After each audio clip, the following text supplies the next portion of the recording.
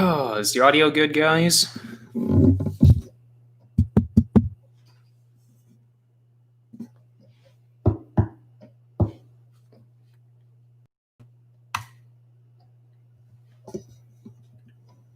Can you guys hear me?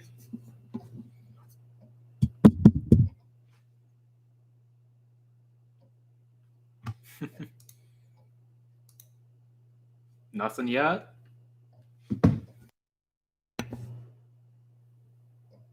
How about that? Nothing?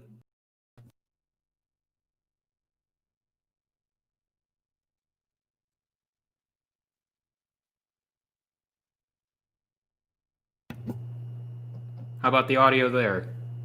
Good? Bad? What do we got?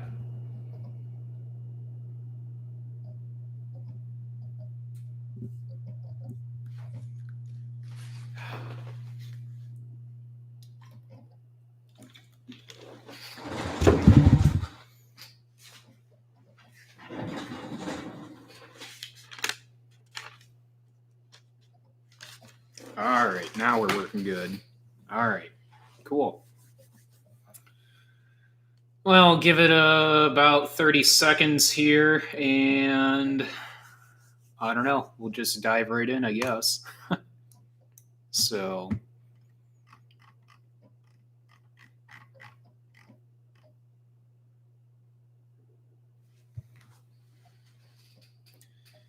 well, Happy New Year, guys, and I guess here's to 2021 and putting 2020 behind us, I guess. So, I guess I don't really have too much for you guys, really. I guess I just kind of wanted to do a live stream and just, I don't know, do a live stream, I guess. What's new on the farm? You guys will see that next week. For those of you that follow me on Facebook, Instagram, and I don't think I've really done anything on Snapchat for it. You guys will see that next week. So I've got a video probably tomorrow, if not definitely Monday.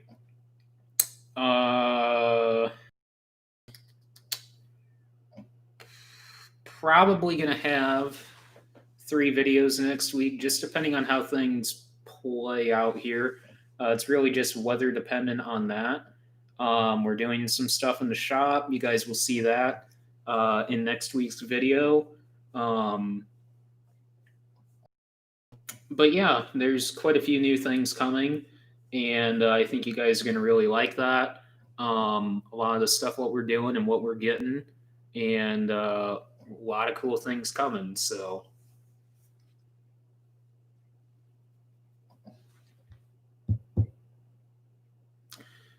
but yeah, like I said, this isn't really a planned live stream. I wasn't really, I don't really have too much for you guys. So, really, this is going to be all up to you guys on how long you guys want this live stream to go, as far as just engagement with you guys in the comments. So, the more comments you guys, basically, the more questions you guys ask, the longer this live stream is going to keep rolling. So, I guess you guys can take it from here, and we'll just see how long this live stream ends up going. So, that's weird.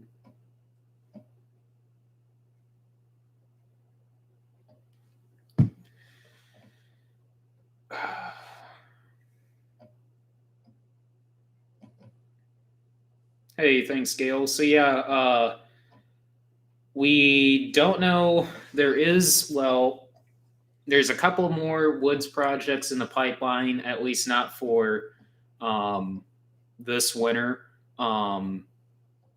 There's just, depending on how things shake out, there could be another project that could progress. It's kind of hard to tell how long that project could progress. I mean, it could last, it really just depends on when we get the opportunity to do it, but it just, it's just kind of one of those things. I mean, I'm choosing not to, and plus, I really don't want to talk about it. It's just one of those things where it's kind of behind the really, really far behind the scenes type deal. But down on grandma's, that is done except for disking it up and obviously just going through and picking up the roots and sticks out there 1,000 times over. Um, I mean, Dad and I have talked about this. I mean, really, since we're not running anhydrous anymore and knifing any ammonia in the ground, really the only thing that's actually in the ground besides the planter, and hence deeper than the planter goes. We don't have to be too particular as far as going extremely deep. Hence taking a plow out there and plowing it, because we used to literally take our 5 bottom plow, or is it a 4 or 5? I think it's a 5 bottom plow that's sitting over there, and just basically just disc it 3-4 times, pick it all up between those times of disking it, and then go off and plow it, field cultivate it, disc it some more, and in between all that, we're still going out there with the gator and picking stuff up. So, and we did that on 4.5 acres, give or take 4.5 already down there, which is already in production as of 2 years ago. And this remaining 4.5, 5 acres that's left that we've cleared the past 2 years. Last year we did about 5, and then this year we knocked out the rest, like acre, 3/4 of an acre that was left there roughly. What you guys saw. So this past November, December. So, but we didn't bother disking or doing any of that then, just because there was that project down here, just not even a half a mile from the farm, just on one of our fields again, that, like I explained in the video, it was just a raggedy mess. Half the trees were gone. The other half were also due to we went out there and had them log that woods, just like what we did down on grandma's. We went out there and logged that, or they logged it. We hired somebody to do it, we will never potentially do that ever again, at least not with the people that we had them that logged, just because it was not a good deal, put it that way. But we got that project done. That actually will go into alfalfa down there. So there's 5 acres of alfalfa down there. If you guys watched that video, I kind of explained the situation down there. Basically, we're going to double our alfalfa acres down there, from 5 to 10. And then where that woods is, it basically dips off. Like, there's a literal hill. You can almost see it in the video. You can easily see it when you're out there, but it literally dips off in a low ground, which is basically muck out there. Basically what we call that field is just the muck.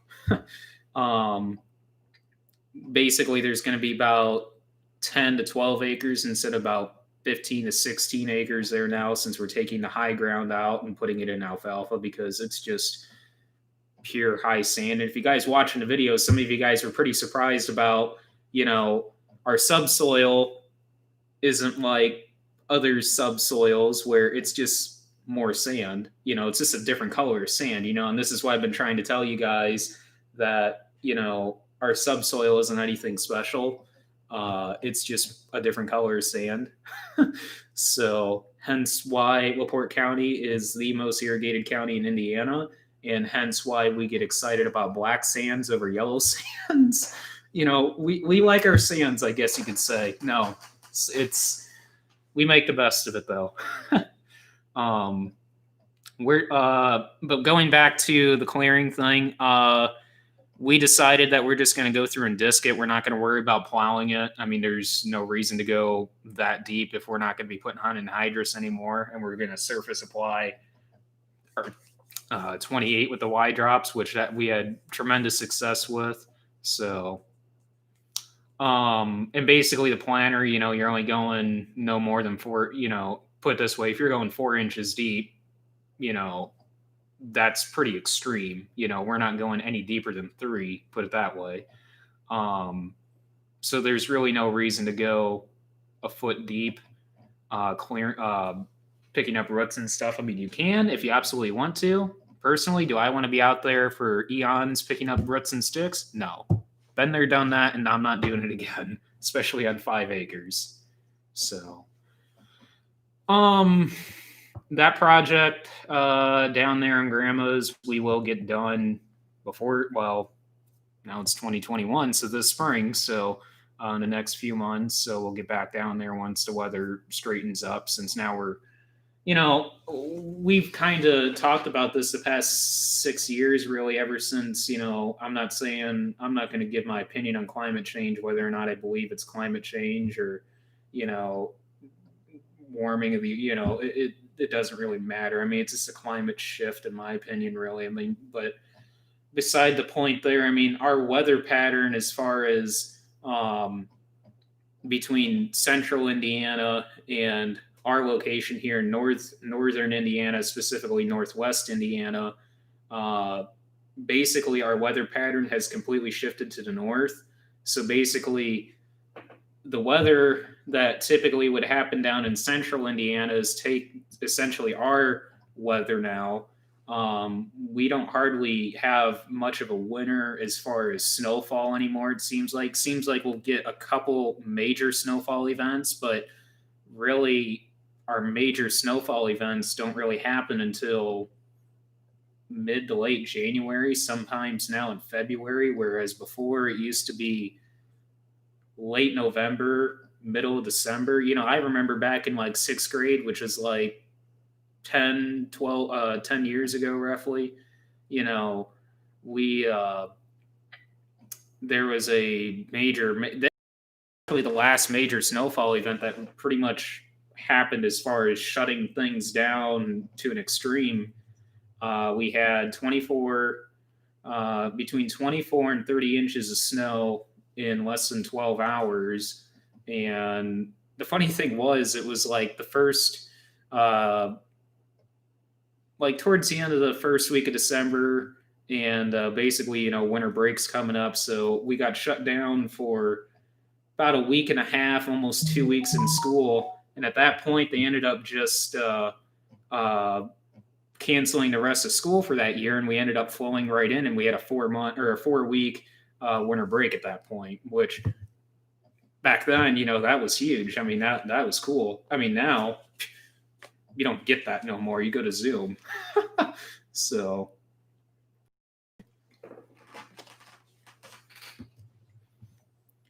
who's texting me? Oh, Amanda's sending me a TikTok video. Oh my goodness.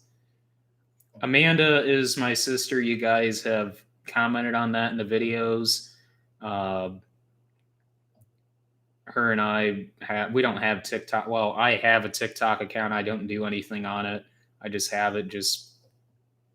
I don't know why. I just have one, but we watch TikTok, and we send each other videos back and forth that we think are funny. And yeah, so she's going to be texting me nonstop now. But what does your winter normally consist of if you don't have cattle? Basically, I mean, fortunately, like I was saying, since our weather pattern has been pretty mild coming up until about this point, when we'll start actually getting some measurable snow. I mean, we'll get measurable snow now in December. I mean, we had a couple 4-inch snowstorms, if you can even call it that, something that would shut down Kentucky, but it's, it melts within 12 hours just because the ground isn't warm enough mostly, so or cold enough to adhere that snow and freeze that snow and keep it on the ground. But it's just how long do we get a nice stretch of weather for that we can work outside and do projects like what we've been doing? I mean, technically, we could still go out and do that. At what point do you just pull the plug and say, all right, we need to do this kind of stuff now? And what I'm meaning to on that is like shop work, stuff that, we need to start getting ready for planning and stuff like that. I mean, I don't know, for the past 2 years, and it's mostly just because we've been trying to get that project done down on grandma's, is we would literally put the planner off till, you know, almost the second week of March. And it's like, man, that's really cutting it, especially like when you got to order parts at that point. And it's mostly not just, it's not ordering parts from Deere, because Deere has everything we need for our planner. I mean, we don't hardly do anything as far as uh, specialty parts that we never need from Deere really for the planner. It's more just aftermarket parts. Like last year, I did a video. I think I did a video or a couple videos on the Shoop gauge spoke gauge wheels. We were wanting to go to the open style gauge wheels with the spokes on them. I mean, it wasn't just. I mean, those are more designed for. I mean, they're called the Mudsmith gauge wheels, at least from Copperhead Ag. They are. Um, it wasn't just. It wasn't for the mud aspect of it. It was just to, you know ease of flow of residue, I guess you could say.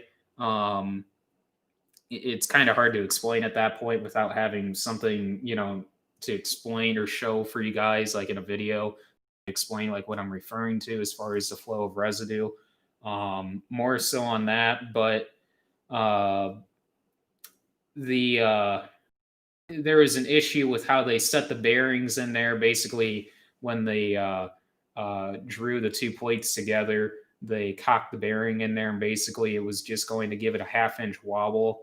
And it's something we could fix, but it's just one of those things where it's just going to take so much time that we did not have time at that point to sit and literally tear all these apart, get them just perfect, which should have been done to begin with from shoot to be, at the factory.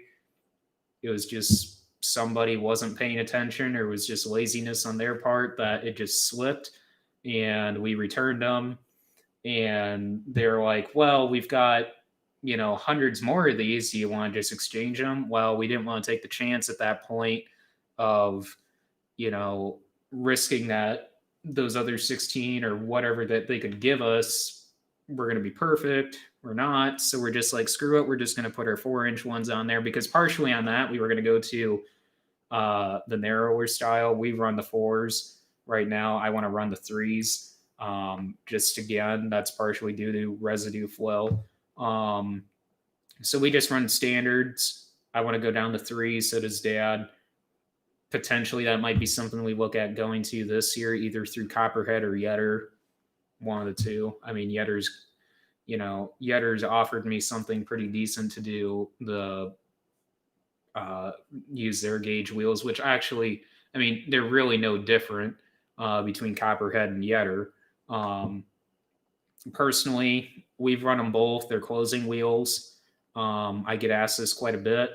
Yetter's closing wheels, in my opinion, eliminate the rooster tailing that you'll get with the Copperhead Ags because of the twist in their design. Otherwise, not too much difference, except the rooster tailing is eliminated with the Yetters, which, it's really just personal preference at that point. But it's just, I don't know. I would prefer not to see him rooster tail. So yeah, I mean, it just kind of all depends. But when the weather turns to crap, kind of like it is now, I mean, we did get some freezing rain yesterday. Well, shortly after midnight into about noon yesterday. So basically right now we just been doing stuff in the shop. You'll see in a future video, probably if I release a video tomorrow, probably Tuesday, if not Wednesday, what we're doing in the shop. So where did you get the LED lights for your 8530? So I do not have a promo code yet. That might be something I will talk with Tiger Lights on. I don't know, sometime this year. That might be one of the goals I'll, write down and say, get a promo code with Tiger Lights.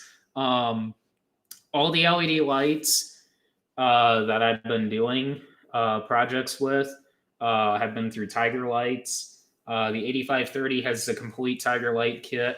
Now on the, I really don't know if there's really a specific name for them, but the posts that go out over the fenders, over the duals, um, half you guys probably know what I'm talking about with the clear. They're not clearance lights. The clearance lights are on top of your cab, but they're not fender lights. They're just your hazard over the dual bar lights, the amber flashers.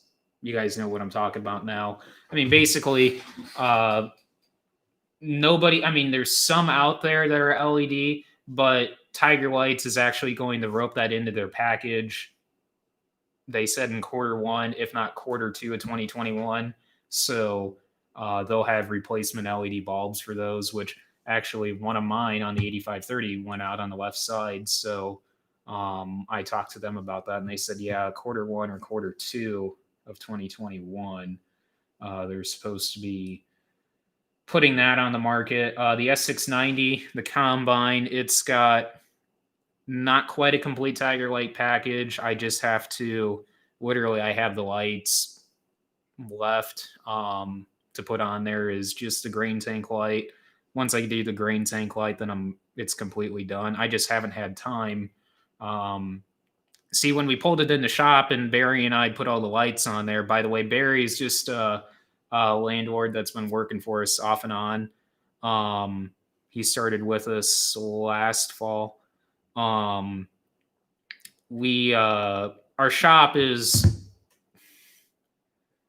it's like 14 feet to the ceiling, so you cannot unfold the grain tank obviously and pull the combine in.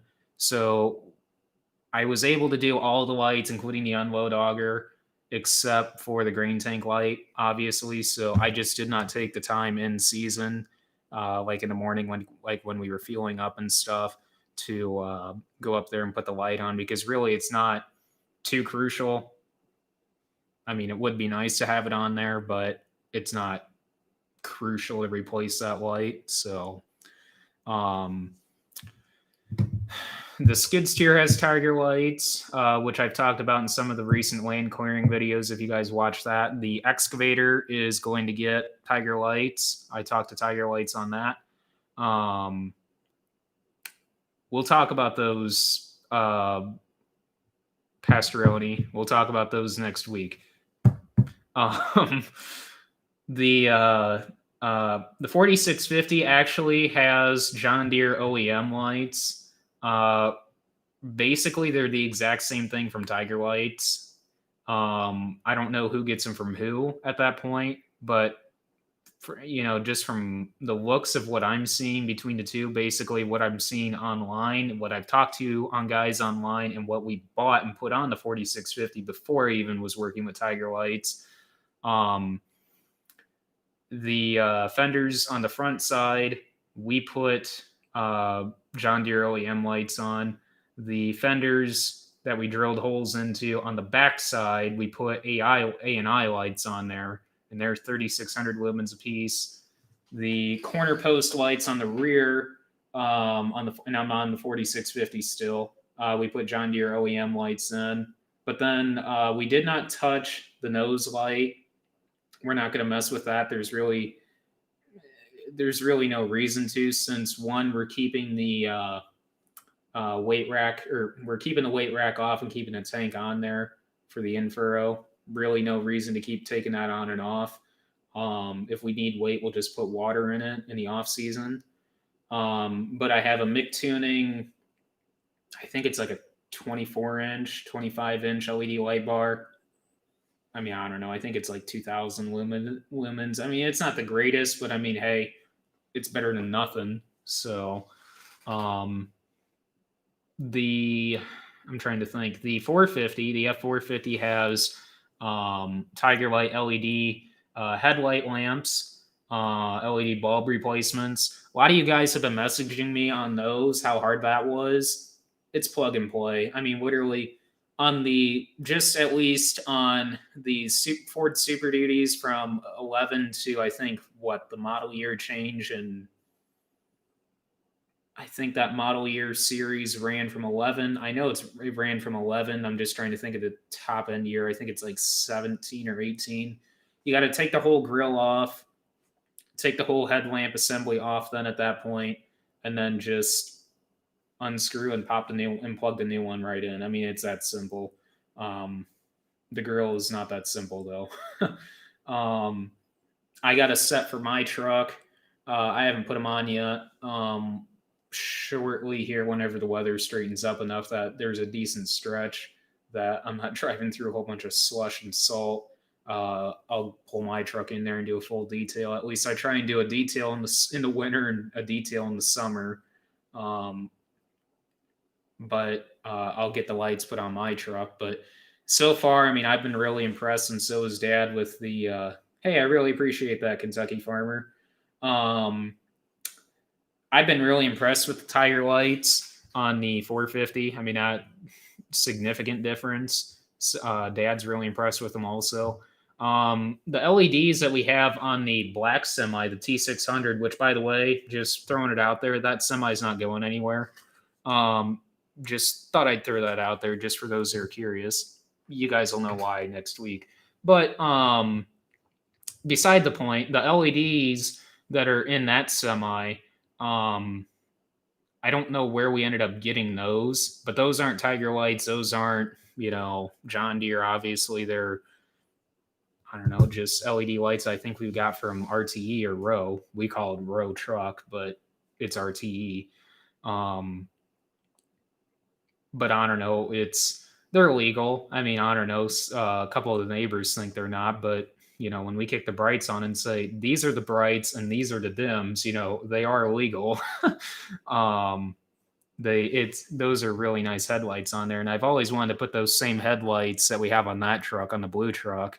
Just at this point, there's really no reason to anymore. But you guys will figure that out or find that out next week, just depending on how the weather plays out here in the next 3-4 days here. So yeah, Kentucky freaks out over 1 inch of snow. I totally agree on that, and then some, because when we're down at the farm show and we're coming out of the pole at like 11 o'clock, and there's literally a dusting on the ground. They've got the plow trucks and salt running everywhere out there, and they're freaking out, and the whole world shutting down there, and we're just laughing, saying, really, this is it? We freak out when we get a whole bunch of lake effect coming. Well, I don't know, it's so custom now. I mean, it doesn't even really phase us now, but most of you guys don't understand what lake effect is. Lake effect is essentially a weather pattern shift where cold air and wind comes directly off the lake, basically a wind out of the northwest, and essentially when there's a snow pattern coming and it shifts and the weather pattern starts coming off the lake, basically it's just fuel. A giant, Lake Michigan at that point is just a huge fuel tank for snow at that point.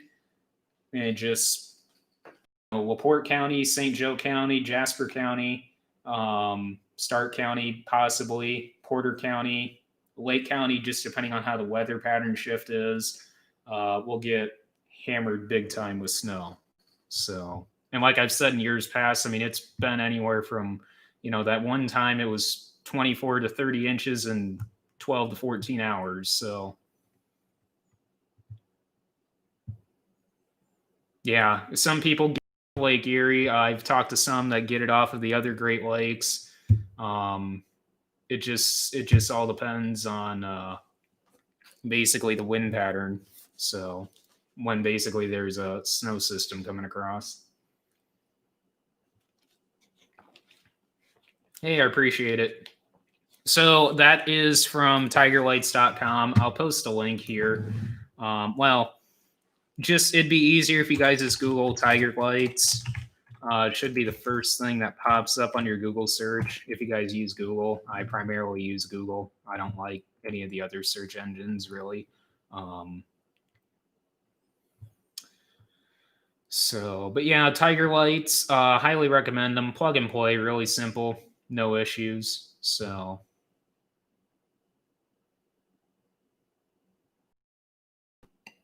the land clearing videos, You'll see a little dab in the next video towards the end of it, just a little dab. Pretty much at that point, things are pretty much done as far as clearing. There was some behind the scenes stuff where we just picked up that 1 acre woods that we were clearing, basically disked it 5 times, 6 times, get it all leveled up, picked up, done. That way, that is completely done and ready to go for spring seeding for alfalfa. Typically, we like to do it late summer, early fall. At least that's what our guys like to have it done. We're just going to end up doing the spring seeding. So we'll have some late summer, early fall seeding also next or this year, since it's now 2021. But yeah, more acres this year. It it all depends. I mean, there's some opportunities about right now that I'm not going to discuss publicly on here, but there's some opportunities coming about. So, are you going to do more side dressing videos this year? Yeah, yeah, I'll have quite a bit of those. We're going to be playing around with some micronutrients on the planter, some nitrogen biologicals. Some of you guys would know the name if I said it right here or right now. It's a product I've been watching for a couple of years now and talking with some not high NCGA guys, but some lower level NCGA guys that have been using it also. No, I'm not in the loop with David Hula or any of that. No. But lower level NCGA guys I talk to on Instagram and stuff like that have been doing some stuff. And it's a product I'd like to try, and our guys have actually referenced it 3 times now, not directly to us, but in conversations that we've had with a couple of other growers in a like loop, or also ag retailer that we work with now throughout Illinois too. So, which by the way, we are going to be a Logan Ag dealer. For those of you that don't know what Logan Ag is, essentially that is a ag retailer out of Illinois, Griggsville specifically, is their headquarters. Basically, Logan Ag is they deal basically just like all your other co-ops do: ammonia, herbicides, and dry fertilizer. They also sell seed. We are going to be their satellite dealer as far as just for the nutritional products. Basically, what we've been using the past 8 years now that have taken our yields to the extreme next level and then some, we are now able to, they're actually coming to market with those as far as, you know, a retail side of standpoint, as far as coming up with like not so much like a sales district here, but they're coming to market as far as, it's not going to just be the Ag Alliance group that has access to this stuff. You guys that don't even work with, our soil guys will now be able to buy these products as well. So, as far as I know, we don't have really a set sales district. So really, it would just be up to us as to how far we would want to deal with people from the farm. So radius wise, 10, 15, 20, 25, 50 miles. I mean, it's all up to us as far as how far away we want to deal and work with people. So more details on pricing, and I mean, pricing would all just be discussed behind the scenes. Like if you want to message me and say, hey, I'm interested, blah blah blah, specifically on this and this product, pricing wise, blah blah blah, stuff like that. I mean, that'll all be discussed behind the scenes, obviously. But as far as like the micro feed, like I was using last year in the side dressing, that's one of the products which we saw an easy 5 to 10 bushel increase with in corn. We did not use that on beans. Might be something we'll play around with. I doubt it, because of the stuff we used on beans this year with the potash and the whole micronutrient package that we did with that. So, I mean, I doubt we'll put microfeed in that mix. But who knows? The in-furrow that we've been running for basically since day one, the the foliar, I mean that I got to study the yield map some more to just kind of get a pinpoint on exactly the yield differences between untreated and treated on that in corn and beans, because we did a couple of trials. Our Helena rep wanted us to try some stuff, and I'm trying to think of the name of it. I think it might have been Nucleus. Maybe. I don't know. I'm trying to remember the name of that. Hydrohume. I mean, a lot of you guys were asking me on hydrohume, that biological, or not biological, the humic acid. I, our guys kind of chuckle on the humic acid, our soil guys. I mean, it worked, but I'm not going to use hydrohume. I mean, even though it did do a 5 to 10 bushel, I mean, put it this way, it was running right there with our microfeed that we got from our guys. I'm not going to use microfeed, or I'm not going to use hydrohume just because of the way of basically, one, how thick it is. I mean, I had pluggage issues with the screens. I had, it literally stained the inside of the tank really bad to the point where I couldn't even get it off with the pressure washer. I even sent pictures to our Helena rep, and I said, dude, really? I'm like, this isn't good.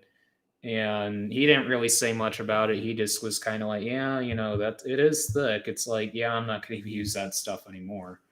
Even though it did do a good yield increase, but our microfeed just did the exact same yield increase. So in my opinion is microfeed's a lot easier handling of a product. It gives you more micronutrients as far as targeting micronutrients that are key in the growing season, instead of just putting out a humic acid. Just my opinion. I mean, I don't know. It's just stuff I've seen when we were side dressing this year. So,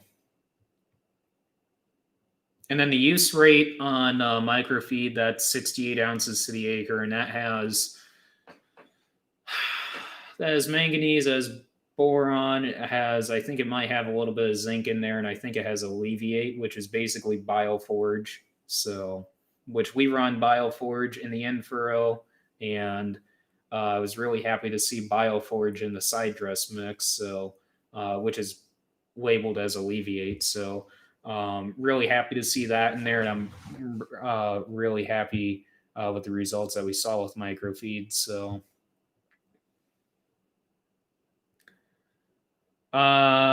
skid steer, just like what I figured what would happen with tracks on gravel. I mean, you'll get some ridging a little bit, but I mean, it's just how sharp you want to turn and how sharp you want, or basically how much you want to tear up the driveway. So you just got to be careful with stuff like that. So, but I've been really happy with it. So,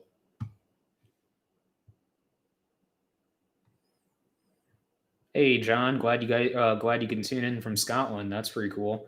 What's your camera setup? I have a Hero 7. I run 4 Hero 8s. I don't run all 4, obviously, at the same time. Sometimes I'll have like 2 or 3 on me at the same time. Primarily 2, head strap or FPV camera, like I like to call it. And then the stick. Sometimes I'll carry 2 sticks and then just the head strap. So that way I can set up 2 sticks on, say, the tractor and the vertical till, or tractor and grain drill, or, whatever equipment I'm putting it on, and record 2 shots at the same time to help kill shots. So, but for Hero 8s, I'm not going to go up any higher as far as I'm concerned. I mean, I'm not really too impressed with the Hero 9s as far as coming from a Hero 8 to a Hero 9. I don't know. I'd rather just stick with the Hero 8s. I am going to fix the audio in certain aspects as far as choosing what days to run my new mic setup. So I will be running a windsock or shotgun style mic, I guess you want to say, in certain days when the wind is windy. So, or well, when it's windy out, not when the wind is windy. Well, I mean, it really all depends. I mean, when it gets over 10-mile-an-hour winds, I mean, that's when you guys start complaining in the chat and saying, "Hey, you can't hardly hear you because of the wind noise." Well, you know, I can't always win all the battles, so.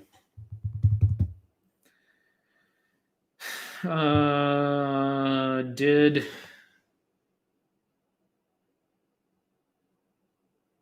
Thomas Mills? I cannot understand what you're asking there. How much of the operation do you own personally? Has COVID affected your 21 crop planting acreage and schedule? Fed hay for the first time this year, the day after Christmas. Goodbye, 2020. Bad year all over. Best year for our farm overall. 2020, I mean,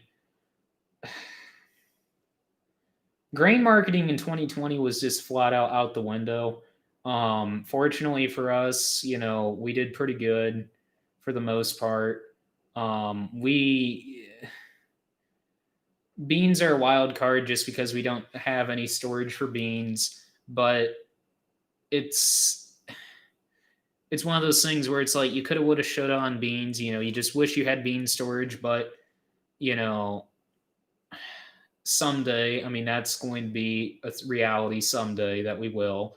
I watched a news clip today and talked to some other guys, analysts, and they were like, well, you're going to get $15 beans. And it's just like, I don't know. I think it could, put it this way, it's a possibility, but I don't think it's a real reality of a possibility of $15 beans. They're just using as like 7 million, let's just say 7 million. I think they were referring to as like 7 million bushel, or 7 billion, but, or I don't, it's just one of those figures where it's just like they were trying to offset the carry out from South America. If South America acreage was down due to the drought, that slack would have to come up from the US, which they said in reality, with the acreage, war between corn and beans this year based on price, more beans are potentially going to get planted just due to the price aspect, and also for rotational purposes and this and that there could be a record bean crop. Well, gee, there was a record bean crop this year, and somehow between 2018 and 2020, the end export analyst charts basically were the end using stocks were essentially down compared to what they were originally stated at, and hence why we were getting a little boost there. Plus, with all the Argentina protesting with the ships down there and all that. I mean, supposedly there was 100 ships sitting in the dock waiting to get loaded out, and that just got somewhat, at least partially. I guess there's some issues out there with the tugboats yet, but it's just interesting on that aspect that we're still climbing 10 to 15 cents a day. And in certain days, you'll taper off with like a 2 to 3 cent loss, but then shoot right back up the next day at a 10 to 12 cent gain. And it's just like, that's just insane. Like if you take a look at corn, corn rebounded almost $2. If we hit $5 on corn, which I have a feeling that's a reality, that's going to be happening in January here, that's a $2 rebound in 6 months. That's theoretically unheard of as far as like looking back. That's insane. And again, that just goes back to end using stocks and stuff like that. And it's just like, it's just really interesting as far as potential market manipulation at that point. But are you going to complain? No, it's just what, I guess from my perspective, what can you believe at this point as far as you know, you can't even bank on what you're currently seeing for cash price almost because there's a report coming out, I think, what, here in the next 2 weeks, if I had my Cargill calendar, which, if our marketing girl from Cargill would come around, I could get my 2021 calendar here. But and it would actually give me the USDA report dates. But there's a report coming out sometime in January here for the acre, or for acreage and yields. And you know can you even trust that at that point? I mean, it's just like they're contradicting their report from the past 2 years to make the markets do what they're doing now, plus with all the export issues and stuff like that down in the south. What, you can't even bank on like this fall's price, because it's like, all right, there's 2 or 3 major reports that could come out you know between now and this fall that could completely sideswipe things and completely take things back down to $3.30 corn, just because they can. So it's just, the grain market is no longer supply and demand driven. It is so politically driven at this point. The past 3-4 years at least, it's insane. So I mean, it's so hard at this point now to even consider trying to have, they preach about having an excellent marketing plan. I'd like to see them try to have an excellent marketing plan for this year. I mean, you can't, it's hard to market against a pandemic, but then you try and market against a market that is politically driven. Well, gee, somebody could wake up on the wrong side of the bed and say, I want this price, and what's this, when the next report comes out, this is how, we feel what should be in the report to manipulate it this way. Just my opinion, guys. I mean, I don't know. It's just something that is kind of interesting to think about. But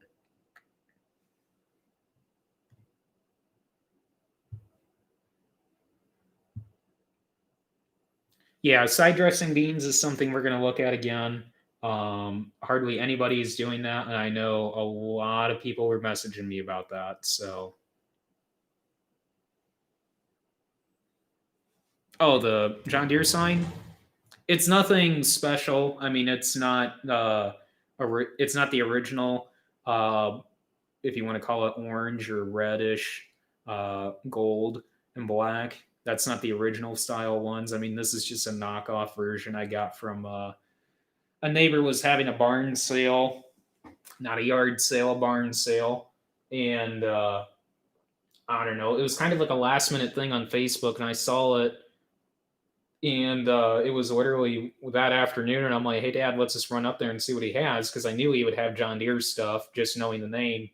And I don't know. I strolled in there and walked out with all his John Deere signs. So wasn't planning on it, but hey, I asked him what the prices were on this sign, this sign, and this sign, and I'm like, all right, give me a list on all of them, because at that point he was giving me such a good deal. I'm like, all right, how about all of them? And he kind of looked at me and he's like, you want them all? I'm like, yeah. And I'm sitting here thinking, it's like, for that kind of price, just for these 5 signs, give me a price for all 25, you know? So couldn't quite pass up on a deal like that. I mean, some of them I have, so I mean, they're just duplicates. And they're not as nice as of shape as like the duplicates that I have. So, which isn't a big deal to me. I mean, I don't know, there's still collectible signs. So, but like stuff like that one, I've got kind of laid out. Either I'm going to put in this spot in the office or above the TV. Maybe there's one over there by the light switch I'm going to put up, and I don't know. I might put one like right over here, but I don't know. So, our beans planted. Oh, your beans are planted April 3rd, made 94 with nothing on our beans. See, that's the thing. I mean, you never know. I mean, we've had 80 bushel beans before, not doing a single thing to them. And it's just one of those things where you try and replicate, And it's all mostly, I feel, having a lot to do with sunlight. And plus, with you guys being further south in Kentucky, I mean, your guys' growing season's a lot longer than ours. Henceforth, you guys are able to use Group 4 beans, which I feel Group 4 beans is a ticket mostly for you guys on getting 100 bushel beans. So, not like bashing you guys. I'm just saying, I've talked with a lot of guys in the South using Group weight 3.8 beans to 4.5 beans, and they're telling me yields, and they're like, "What are you guys getting?" And I'm like, "Well, these are kind of our yields." And they're like, "But you can't get over 65 bushel irrigated." Well, 65 bushel irrigated beans is the normal for us and everybody in this area. To push over 70 under irrigation, you're doing some work as far as getting any. If you're getting 80 under the irrigators, you're doing a lot of work to get to that point. And that's what we've been trying to do as far as, we've got corn dialed in. We know what we need to do. We're going to play around with potash and corn a little bit more next year and kind of get a handle on that a little bit better as far as fine tuning that. But we've got corn dialed in and we feel really confident with that. It's just trying to get bean yields pushed higher under the pivots, because there's no reason in the world that we cannot raise 90 bushel beans under a pivot. Some of you guys are probably laughing at us, but it's just the reality that we live in our territory, that guys in our area, including us, cannot get over 65, 70 bushel under a pivot without doing not a whole kitchen sink approach, I would say, but just doing a heavy fertility program, I should say. So,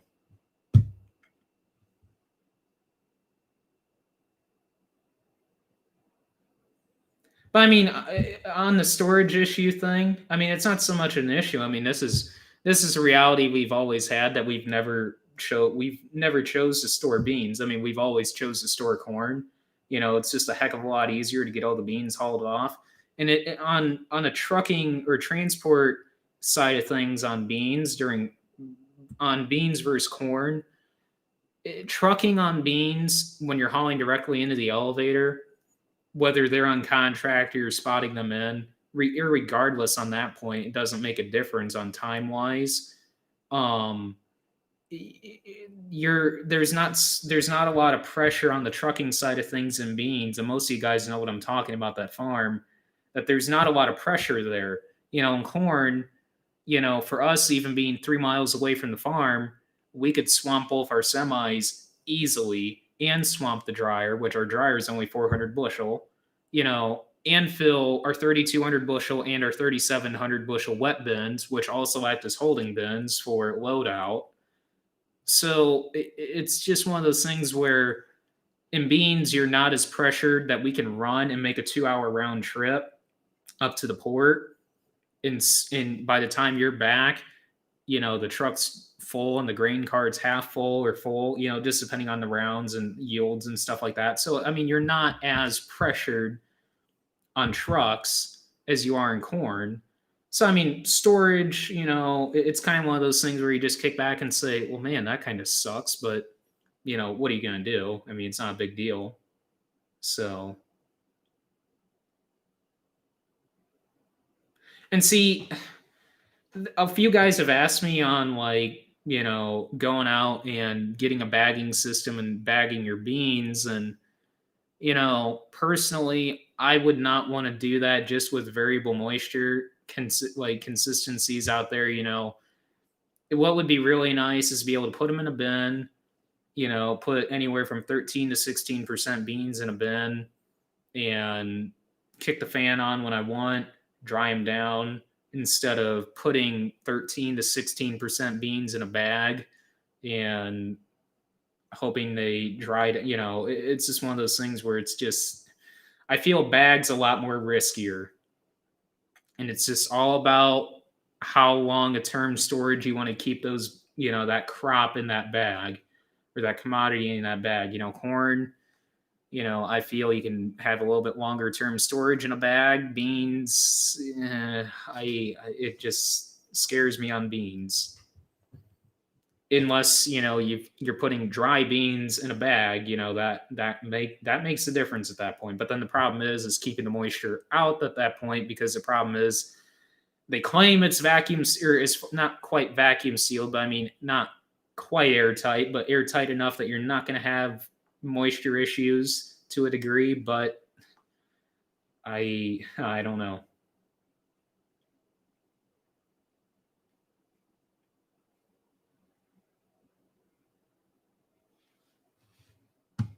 Oh yeah, totally, Tom. I mean that's the big thing.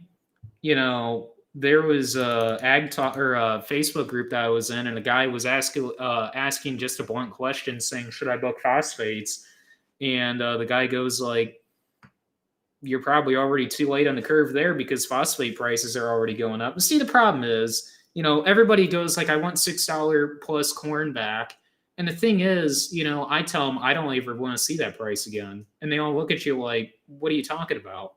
I'm perfectly content with $4 or $4.50 corn, where things should be. And everybody's just like, "Well, why wouldn't you want $6 corn again?" Well, because rent and, I don't know, input prices go way up. And gee, when price comes down, those don't come down. They like to stay up. I mean, it's just shocking on that. A lot of people look at you and just say, "Well, why?" And it's just like, well, because I don't want input prices going through the roof again. And the thing is, it all balances out anyways. For the most part, yeah, you're going to gain a little bit, but the thing is, your input prices are still, or input costs are still going up. 526, that's a pretty good price. What's the basis down there? Basis up at the port right now is 0, and we got a. I think we did a basis contract up at Union Mills here up at the Co-Alliance, and I'm not totally sure currently. Well, I know I know what they currently were 2 days ago. I'm not going to discuss what we locked in basis at there. I'm not going to discuss what we uh, got the basis for up there.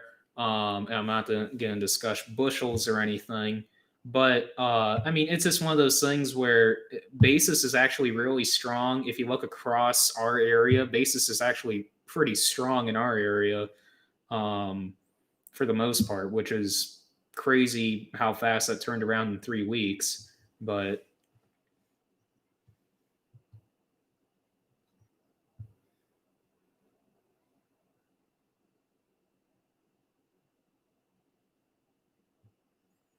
we're not going to actually have any double crop beans, which is kind of, it's good and bad. I mean, necessarily, I don't like double crop beans because then you're finishing up with beans. I prefer to finish up with corn. Makes things a little bit easier on my end because I'm the one who gets to blow the combine off. But um, which some of you guys don't quite fully might not understand what I mean by that. I mean, when you get to blow a combine off and you after a combine is finished up in corn, that is significantly different compared to a combine that finished up in beans. There's significantly 10 times more dust on a combine that finished up in beans versus corn. And you will know what I'm talking about if you've ever blown off a combine in either of those situations. So, um,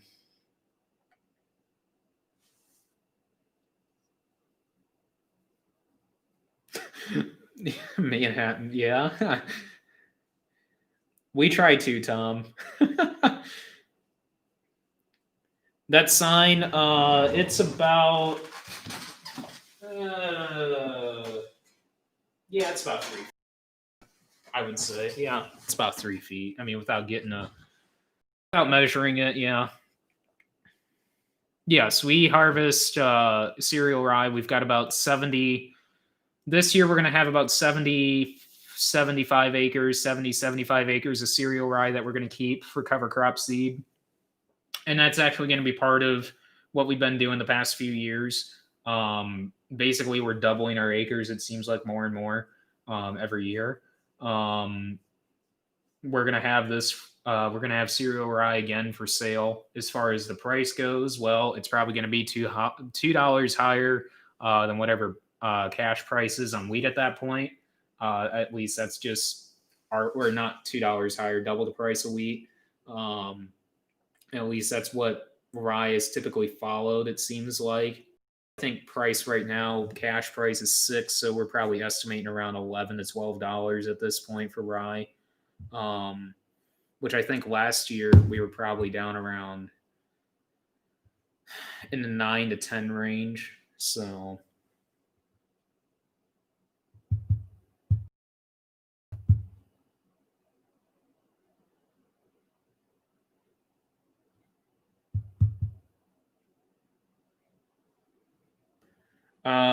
what do you mean by 25 of what, Gail?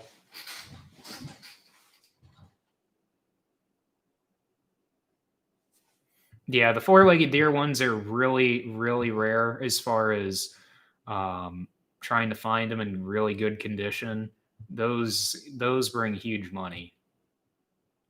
Double crop beans, I mean, it's a gamble. I mean, we've had 65 bushel double crop dryland beans before, and that's across the scale past. I mean, this is no BS I'm feeding you guys whatsoever. You know, if you guys want to go get BS, just go to your coffee shop. I don't talk BS on here. This year, I mean, the beans did 50 and a half across the scale. I mean, which we were kind of surprised about. I wasn't expecting that high. I was expecting probably around 40 to 45. But double crop beans, again, that's a huge gamble. I mean, if you're not putting them under a pivot in our area, that's the point as far as double crop. I mean, basically, our area, any higher than our area, you're almost not able to do it unless you're planting like a group 0 bean at that point, just because of, you know, the growing season and frost dates and stuff like that. Um, we planted this year, it was a 2-8 bean, and I was literally chasing dad out of the field with the drill. And we got them planted the 4th of July and cut them first part of November, I believe. I can't remember the date, but it was the first part of November. So, yeah, 16 rail and 12 rail corn head, not a big deal whatsoever. A lot of guys think it is. It's not a big deal whatsoever. So, we don't do any baling. We all the alfalfa acres that we have, we rent out to a neighbor who actually has a need for them. Potentially, we're gonna. I know at least as of right now, we're putting out at least 5 more, if not 10 more, if not potentially more than that. It just all depends on how things shake out here in the next 6 months. So.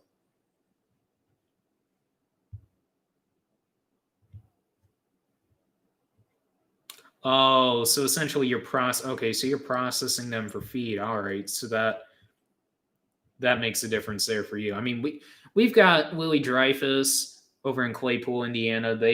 I don't know what their current basis is. A lot of the beans from our area go to Dreyfus. A lot of beans also go up to the port, and the port used to take a lot of stuff overseas. A lot of stuff now, I believe, just goes down the Mississippi. There seems to be a lot of ships getting in up there, so I think a lot of stuff starting to go overseas again, potentially. So northwest part of Indiana, Valparaiso-ish area, if you know where that is. East side of Valparaiso, Hanna, Indiana. So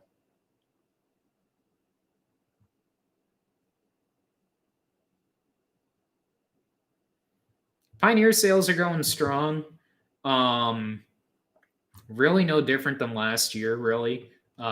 Things held pretty constant and real no surprises anywhere. So a lot of guys asked me on the enlist versus dicamba side of things.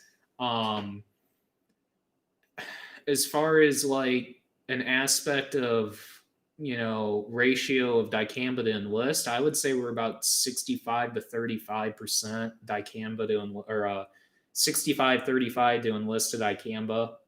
Um, we are actually going to stick with Liberty and dicamba. We actually have never really messed with Liberty beans too much, just because we're not a total fan of Liberty, just due to um, the amount of water that you're essentially shuttling around at that point, just with the use rate with the water.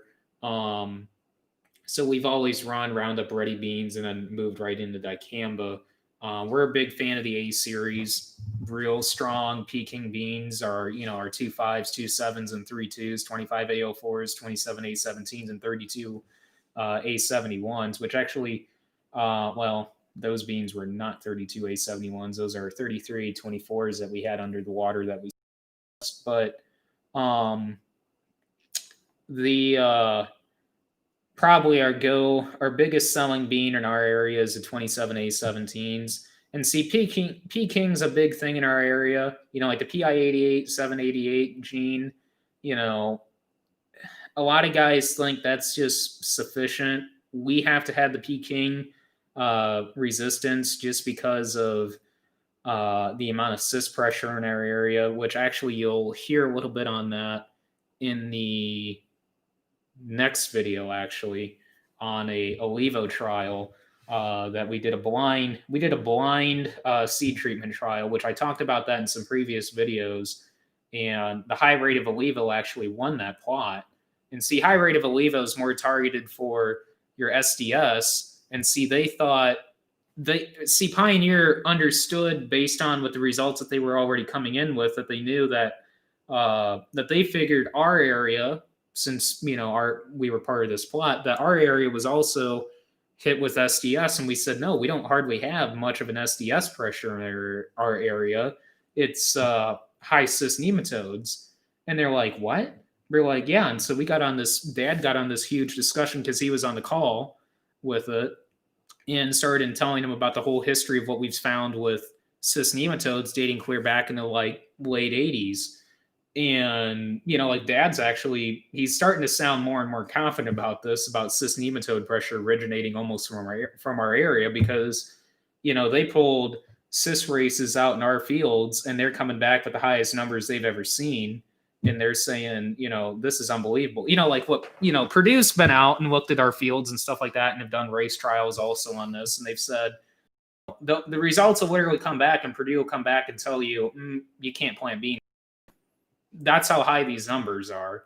And with the Peking beans, you can overcome that resistance or that pressure to a point where you're actually getting decent yields. So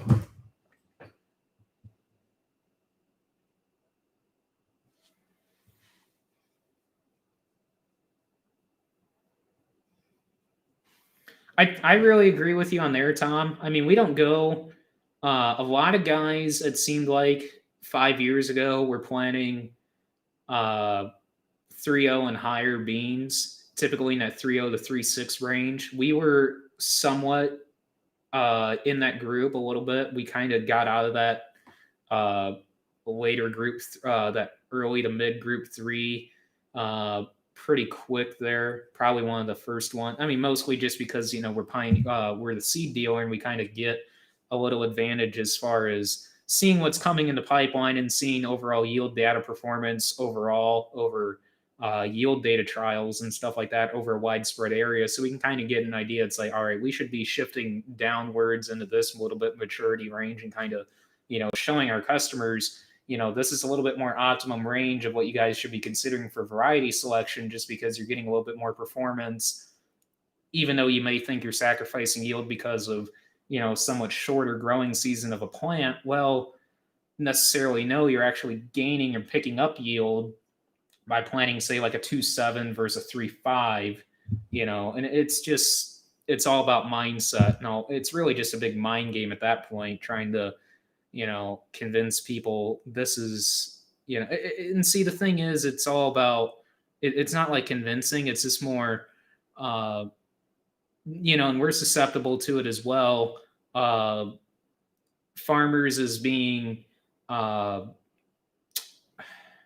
trying to find like the best way to describe it as far as not wanting to change whatsoever habits wise. We're susceptible to it as our, of our own on our operation. It's just uh, trying to try something new and go out of the norm and say, yeah, let's try a 2.7 or 2.5 on this, or and the 2.5, that took us quite some time to get down into that normal range as far as being a full season bean, instead of considering that for like a double crop. And see, now we consider double crops like a 2.3 and below. But see, this year we planted a 2.8 just because, our early group 2 enlist beans were not available at that time or did not have enough units available for what we needed. So we said, well, we'll go with the 28 T14Es in C, which those are the only enlist beans that we've actually planted. Um, and like I said, yeah, I mean, they did pretty decent for being double crop. Well, they did really good for double crop beans, but I don't know. But yeah, back to the 65-35 ratio. I mean, we're gonna stick with dicamba just because there's areas that we can still have no issues with dicamba, and we've never had an issue with spraying dicamba on beans. Um, we're going to go 50-50 on with, or go 50-50 dicamba and Liberty, just because there's neighbors that plant Liberty, that it would just make sense just to butt up with them and border up with them on Liberty beans as well, just to secure the deal there with no issues at that point. And I think the neighbor on the other side of us there, he was asking me, he's like, hey, on Facebook saying, hey, just by chance, what are you guys going to be planting there? And I said, Liberty, just because of this guy. And he said, well, that's good because I wouldn't be surprised they go on the list. And so, I mean, at that point, there's really no issue there with 240 and Liberty resistance there with Roundup as well. But I mean, it's not like he's going to be spraying Roundup at that point with Liberty beans being all on the one side of him. So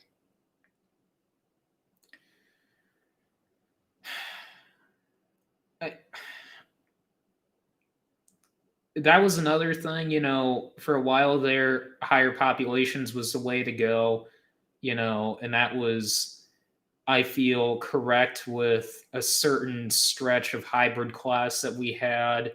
With our current hybrid class or current hybrid lineup, lower populations you can easily get away with. I mean, we're down, you know, we don't have variable rate drive or variable drives on our planners, so we don't have V drives. Or what I like to, those are the precision planning V drive or variable drives of V drives. Other companies make different electric drives or hydraulic drives, but put it this way, if we ever were to do something, it would be precision planning. So we don't have V drives. We just have the Air Force downforce row cleaners. Uh, we have the Air Force downforce. We have the Clean Sleep row cleaners that are Yetter Shark Tooth. We have the Yetter dual inject fertilizer openers, and basically, I mean, that's pretty much all we have for precision wise as far as the Air Force downforce and the Clean Sleep. I mean, beyond that, it's all Yetter. We've got a Gen 1 2020. I mean, a Gen 3 would be amazing, but I mean, it's the Gen 1's just perfect for what we need. So, but I mean, what we do as far as planting our dry corners go, like in our irrigated fields, a lot of people don't uh, drop population on the dry corners just because one, they either don't have a variable dry planter or variable rate planter as far as population goes, and they don't want to take the time to do that, or they might not understand the consequences of planting 32,000 in these type of soils up in our area, um, without water on that high of sand. And see, what we do is on our irrigated ground, we're 30 plus, and on our dry land corners at that point, we're dropping down almost to 21,000, just because we want those dry land corners to yield at that point. If you're putting 32,000 out there on those dry land corners, you're not going to have anything out there come fall. And at that point, you're literally just throwing money out the window.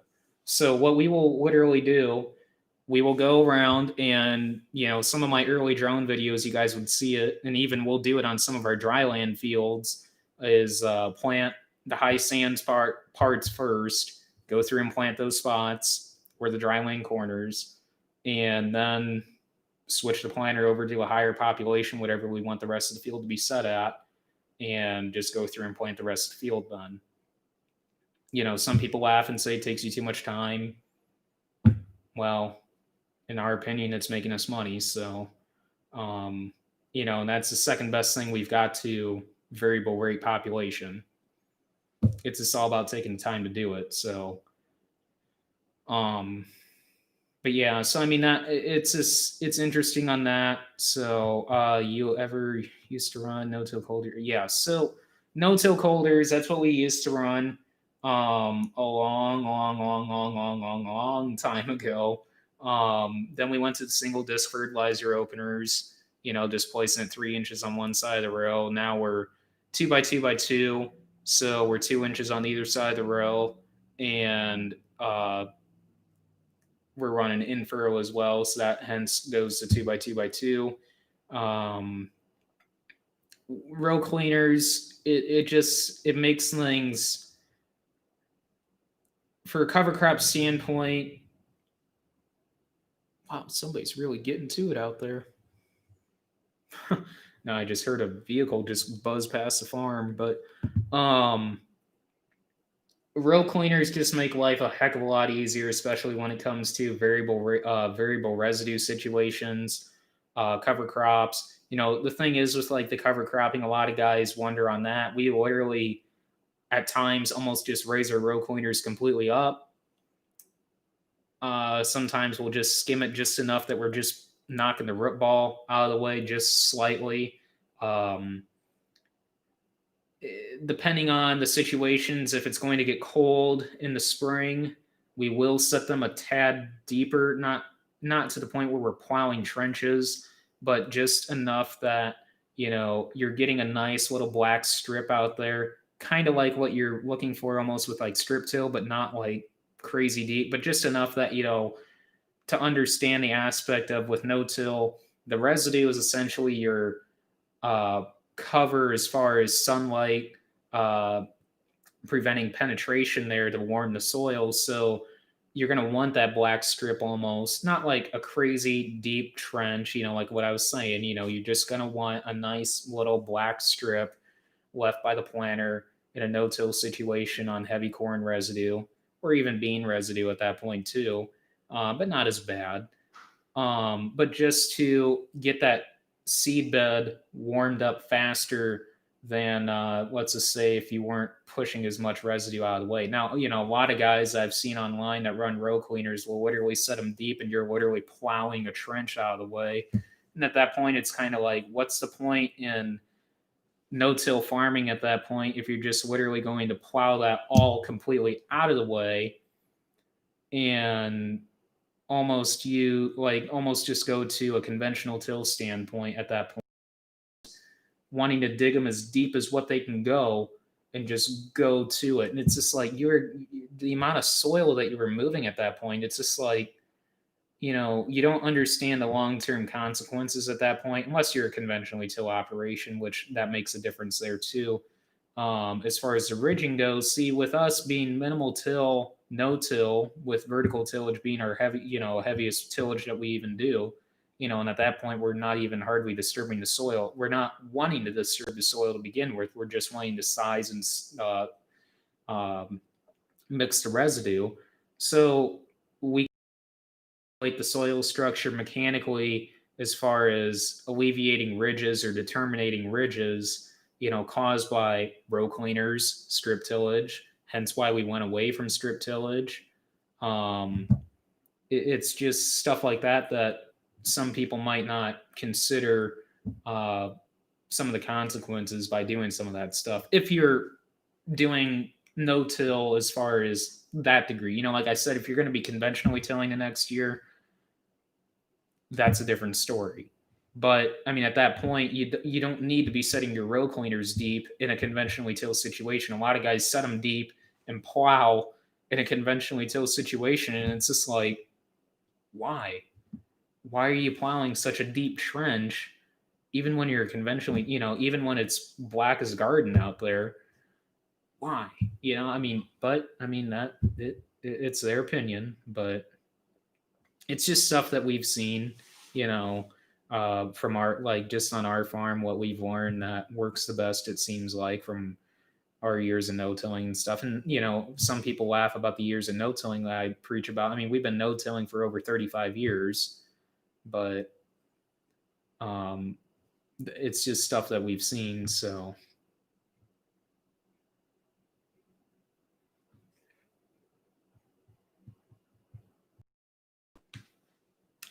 as far as biologicals go, there is a biological in the infurrow. I'm trying to think of the name of it. Dad and I were trying to think of the name of it the other day. There is a full analysis breakdown of this stuff. Actually, do I have the sheet right here? I might have the sheet right here. That's Premier Zinc. That's chelation. That's Alleviate. There should be one on the infurrow. Yeah, right there. That's the last sheet, and I couldn't grab it. I'm positive there's a biological in the infurrow. I just can't remember the name of it. Neither can Dad. Um,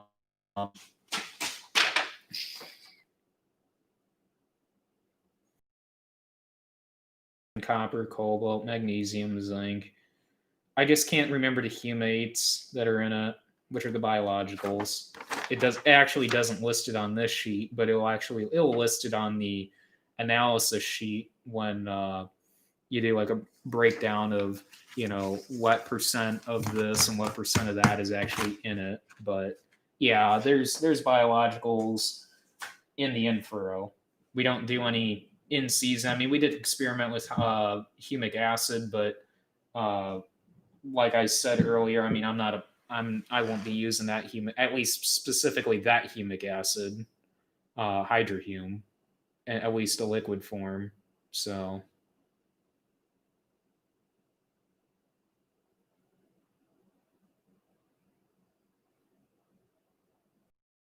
I mean, it's just it's amazing to me, like I've talked about this in the last couple live streams, actually, previous ones on, that people that try no-till, the first thing that goes wrong or something that goes wrong, they'll immediately blame it on the no-till and say that darn no-till. Well, the funny thing is, if something were to go wrong when you were conventionally tilling, that might more than likely relate to what you've been doing as far as conventionally tilling. People don't cuss that conventional till and say that darn conventional till, and it's just like it's always the no-till, and it's just interesting on that point that some say that it can't work anywhere. I disagree with that 95%, but that's another story for another time. So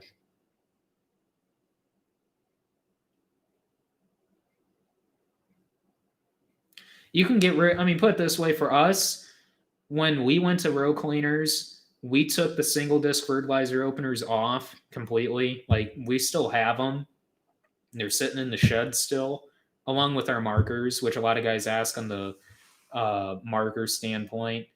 And the markers, we took those off just because it's just that much added weight on the planter that's unnecessary at that point. If you're running GPS and auto steer, which we run RTK in all of our systems, which except the sprayer, which we cannot run auto steer on the sprayer setup just because of where the globe would sit and how high off the ground it actually sits, believe it or not. So it's just that kind of a situation there, which isn't a big deal. We just use an ITC globe and use the brown box with AB lines. And yes, I understand the auto steer from ITC is gone, but we don't use auto steer from the ITC globe. So But yeah, so we took the markers off. Never had an issue with GPS losing signal, except there's one farm. We know the exact spot of it. It actually caught me when I was planting this year and took me for a ride there.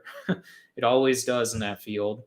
Um, just about the same spot. Give it about 160 feet. There's a spot out there. And I mean, it's just a dead zone. I mean, you go 160 feet, pick up the signal, boom, you're fine. You get 30 minutes of GPS, or at least RTK extend.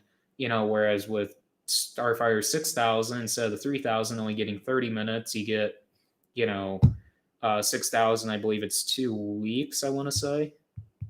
So, but I mean, with RTK and everything, it's been nice not having to have the markers and stuff like that on the planner. And plus, with them bouncing, you'll see that bouncing a little bit in the field because there's always, you're not going to have that perfect, smooth, crazy carpet field where the markers aren't going to flex just a little bit there on top of the planter when they're folded. But I mean, when they're bouncing a little bit, there's always that concern going down the road that they might bust the tank. So, which it's happened to neighbors before. So that's partially also why we considered taking the markers off as well. So,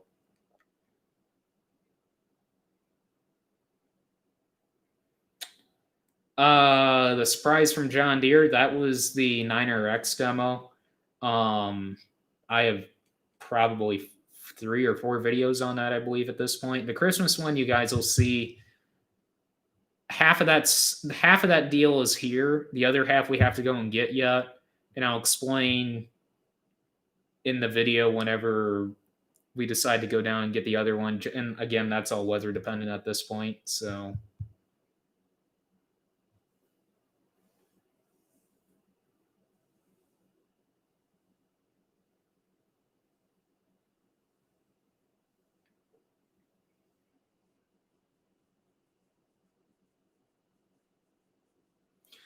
that could be another thing, Matt, on your row cleaners. I mean, with having that on, with the depth bands, I mean, that immediately what we ended up doing with the row cleaners when we put them on, because we talked with guys that run the uh, the depth bands, they they said basically it's one of those situations where if you're not going to be planning in different or varying residue situations, it won't matter to you. You can set it and forget it. But if you're going to be planning in varying residue situations, such as us going into covers versus bean stubble, no till on the beans, um, corn on corn situations, or situations where we, VT'd once in the fall, VT'd again in the spring, stuff like that. You got to have that varying consistency with the row cleaners. So I mean, it gets to the point where you're going to be changing the settings all the time. That we went ahead and just went to the air adjust right away.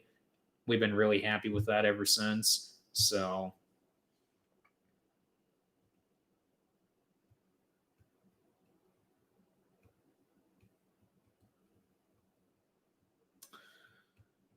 the 9RX, I mean, that tractor had 650 hours on it. It was a 2018 model. They wanted $430,000 for it, and they weren't trying to sell it to us.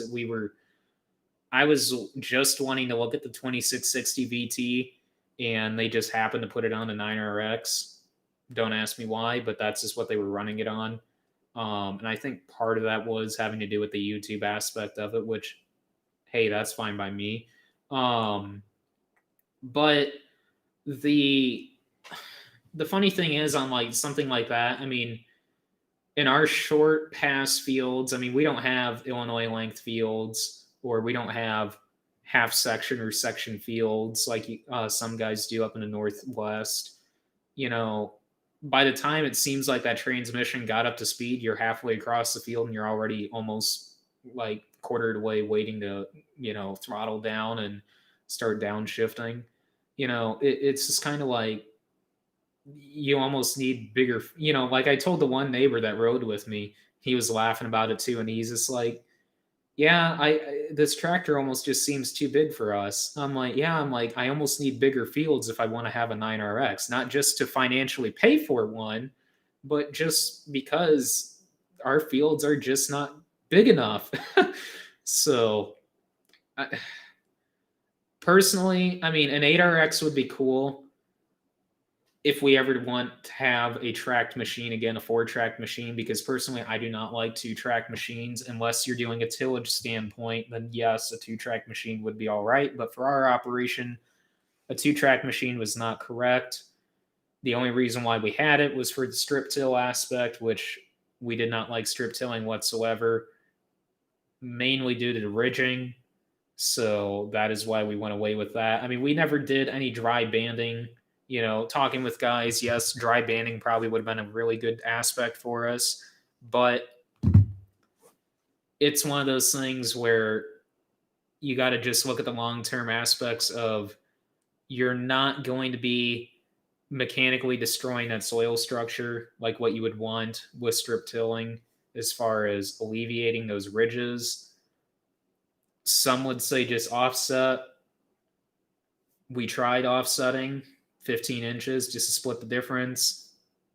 It still doesn't work. I mean, you're still going to get severe ridging. So we just went away from it completely. We did pre-plant and hydrous with it. Pre-plant and hydrous were side dressing. We saw zero difference. Hence, mostly because of our sands and not being able to hold anything. That's why we went to spoon feeding a lot of things. We're not quite as bad as Kansas, where we got to spoon feed just about everything through the pivots, but we're not too far behind them. We did pre-plant starter, which some guys actually have done. We try, like with the pre-plant starter, that was interesting because it was one of those things where it would just save significant amount of time at the planter, but it never really took off, just mostly because with us not being able to hold anything.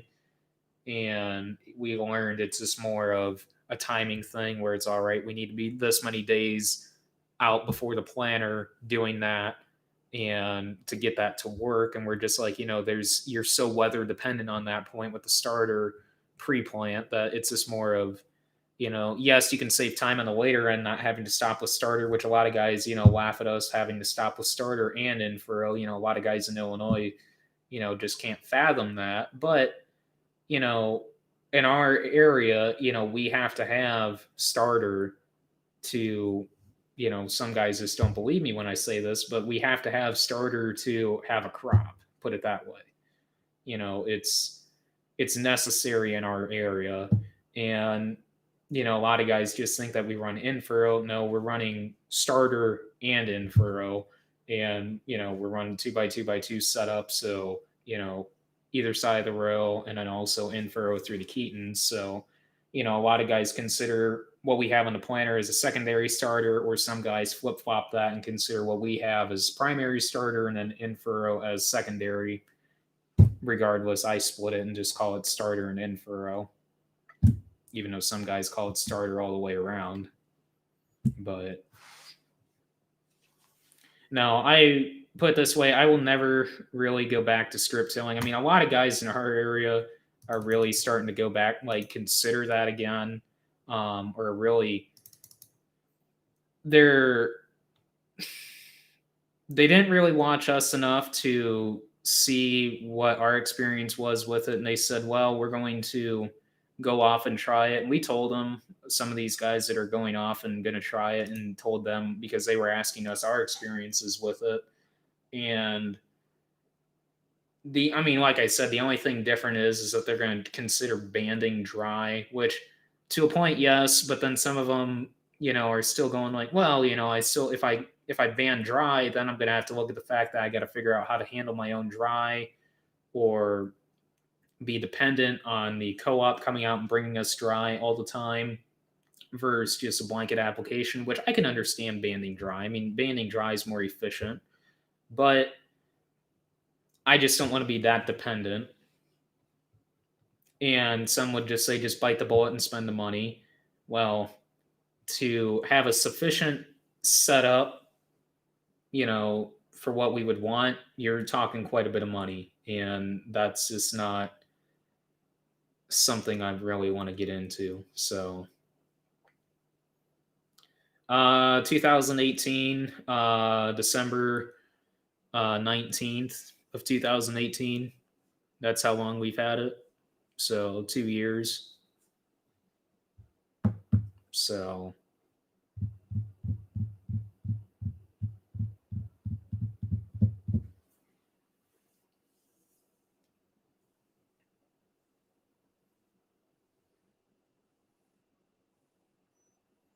that might be something I'll consider, Tom, as far as what I'll do with maybe some of the extra ones that I just got because it was a deal with that bundle of those signs. Maybe I don't know. I'll have to think about that. But that's actually a pretty good idea.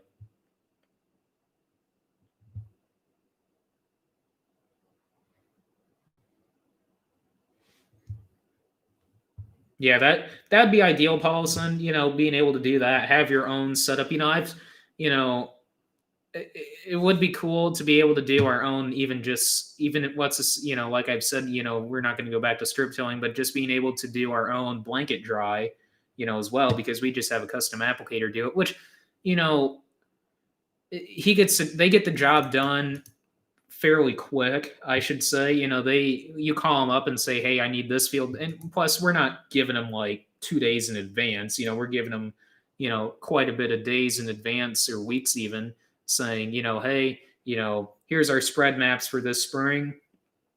Just go to it and let us know when they're done."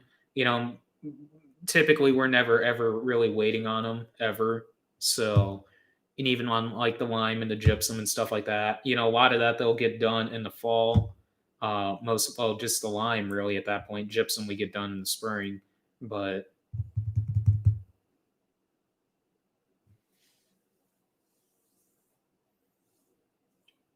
yeah, Tom, that's totally up to you. I mean, it doesn't bother me in the least. I wasn't even really considering the giveaway till you said it, but yeah. I mean, a lot of guys on have asked me and even sent me Facebook messages about like a hog to finish operation. Why have we've never considered that? And mainly to me, it's just one, the payback from it. Yes, there's money in it, but not as much money as what I think guys are actually seeing.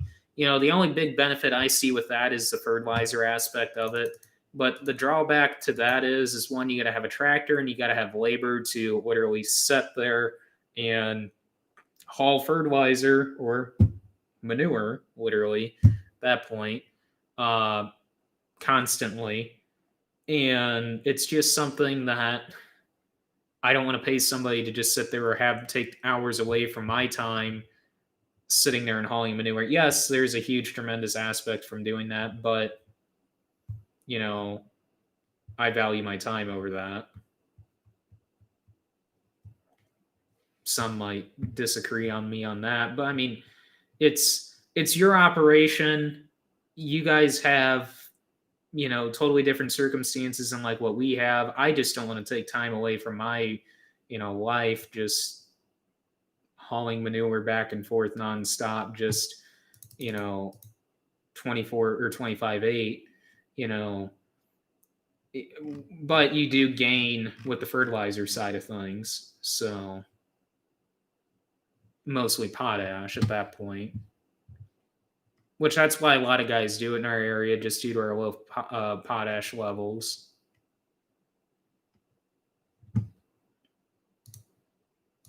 So, oh geez, what the heck? Getting a whole bunch of notifications on my phone right now.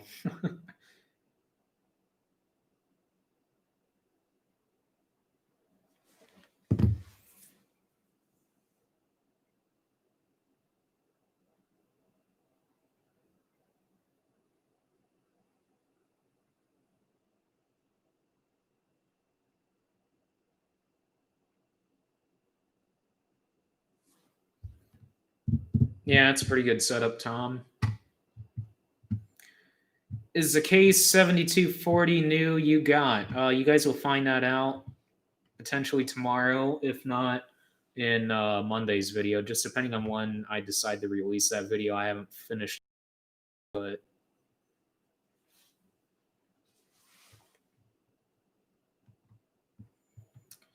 Just taking a little gander back through the comments here just to make sure I got most of you guys.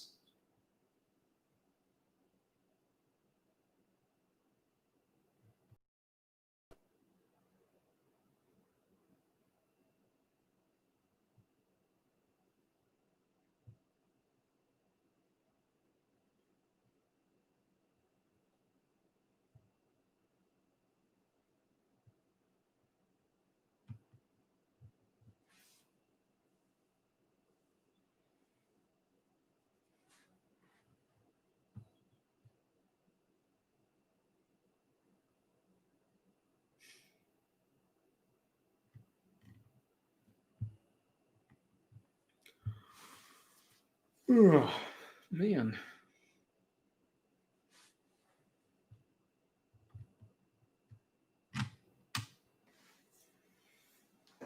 Now that K7240, yeah, you guys will find that out um,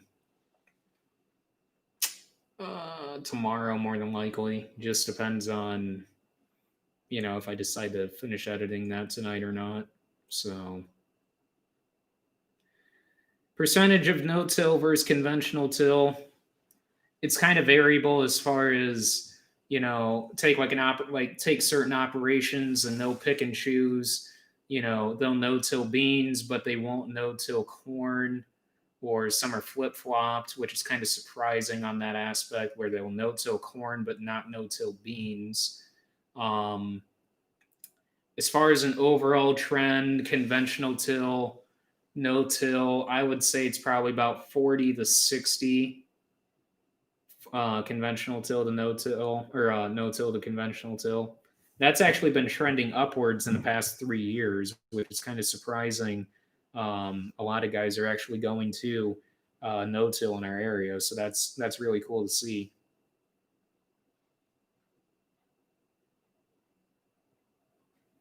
No, I appreciate that, Tom. I mean, it was it wasn't something I was planning on doing.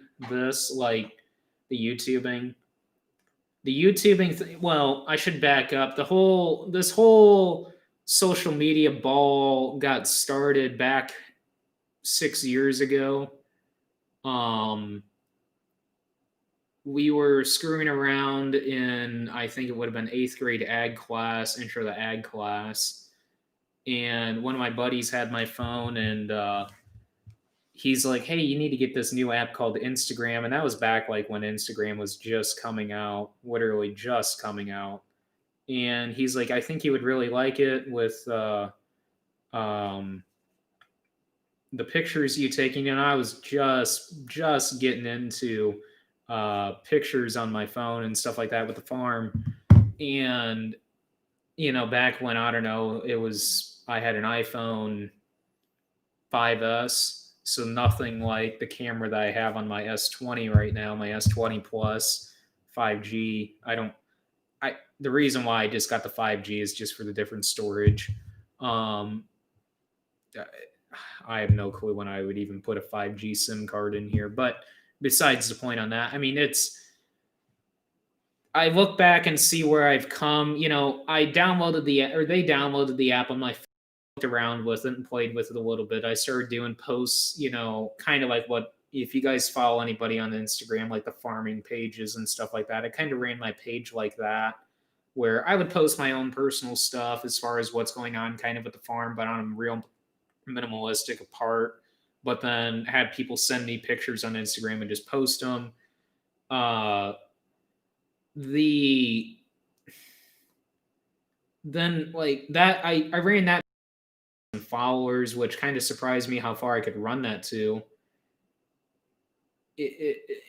Then I decided, at 10,000 followers, I mean, that was about 7,500. I kind of I flipped it and I said, at 10,000 followers, on Instagram, I'm actually just going to shut that whole part of it down and just completely solely focus on the farm, because I saw a lot of farming accounts just off with, the Instagram side of things and just posting stuff on the farm. And plus, I was getting more involved with the farm and, taking a lot more pictures on my phone. And plus, I needed a place to essentially share them at that point. And I'm like, well, I'll 10,000 followers. I'll flip that and just go completely full bore with the farm posts. And I did that, and I carried that all the way to currently. I think I'm at like almost 23,000 followers on Instagram and nearly 23,000 on YouTube, because the whole YouTubing thing came about back with the drone because I was watching drone videos online and saying, if I ever got a drone, that's what I would want to do. But then that same year, we did some first ever crop scouting, had a neighbor come out and crop scout with a drone. And that's when shortly later, a couple days later, I ordered one online. And I was originally just uploading raw footage, just completely raw footage from the drone, no music, no editing whatsoever, for like that first year on YouTube. And I think I've deleted all of that completely off the channel at this point, just because it was just unnecessary filler space on YouTube. I mean, not like there's a cap on YouTube. I just felt it was just stupid to have unedited raw drone footage at that point. So I deleted all that eventually later on, I think a year and a half ago. But shortly later, I got into the GoPro side of things, and that's kind of where the whole sponsorship type dealings started taking off. With the first one was with Yetter. They actually approached me and wanted to buy some footage from me, and I kind of threw it back to them and said, "Yeah, I'll sell you some footage." And I set the price way too low on the footage at the time. I mean, it was a three-figure figure that I threw out to them, but in all reality, it should have been four figures at that point if I knew where this was actually going to take me, this YouTube. At the time, I had no clue. I just shot him a three-figure figure at that point and just said, "Here." But then at the same time, I flipped it back to him and I said, "Hey, can I work with you guys on stuff?" And that's kind of where it snowballed from there. And, that's when the Midland dealings came about. Shortly now with the Tiger Lights, the Super Clean dealings, the Minimizer dealings, the PB Blaster, Fluid Film, Pioneer. I actually did some stuff with Pioneer, and that's actually a little bit more of what I'm going to be doing with next year. And then also a little bit with John Deere, slightly. There's actually some potential to do a little bit more with them. That's just more on the Instagram side of things with John Deere. Could have did some on YouTube, but it was just time purposes. I didn't. And that had something. Then that was all dealing with the Farm to Live concert thing, or the not Farm to Live. What the heck was that called? The concert John Deere did recently, the live concert on YouTube. I can't think of the name of it, but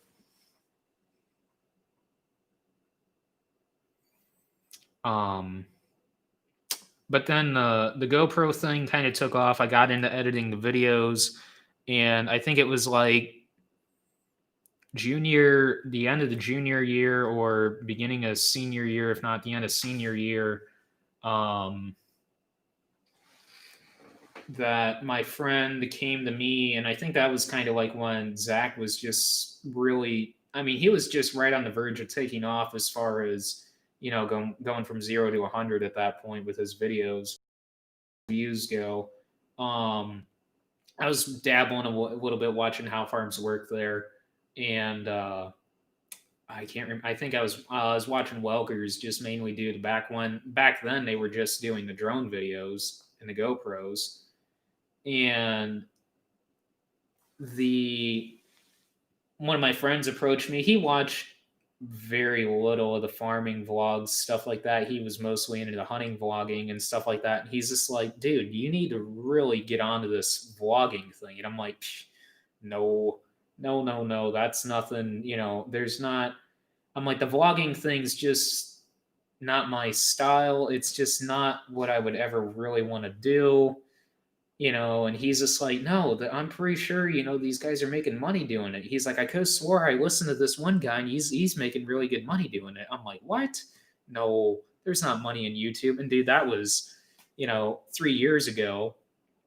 and back then even there was still really good money in it, and there's even better money in it now than what there was then. And I got to looking into it later that like over the next few days after that point, and I'm like, there's some pretty good money in this actually. And so that's kind of like when I first started the vlogging. And it's a lot of, if you've never really filmed yourself, talking or putting a camera in front of yourself and literally coaching yourself, not so much on, you know, teaching yourself, and it helps. I mean, it's one of those things where it's teaching yourself how to uh, film, but also make it easier on the editor at the same time. And the nice thing is, with me being the film person and the editing person, it makes things really simple for me at this point that I can edit a video in less than 2 hours, a vlog, just because I can stop and understand. It's like, all right, I want to cut this here, say this here, do this, and make things a heck of a lot easier when it comes to post and cut that time down significantly. But that took a lot of getting used to and understanding. And with me being a self-taught editor, which a lot of people are blown away about that, they always ask, well, did you go to school for this? And it's like, no, this was all, started from the bottom and now I'm here type situation where you just learn as you go. And, by no means am I, where I would like to be, but, it takes time, and it's just one of those things. So,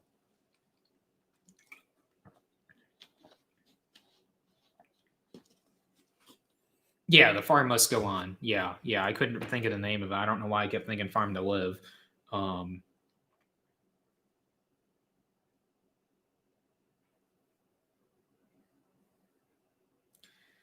I mean, asking me how long I've been farming is kind of like, it was kind of like ever since I've been born.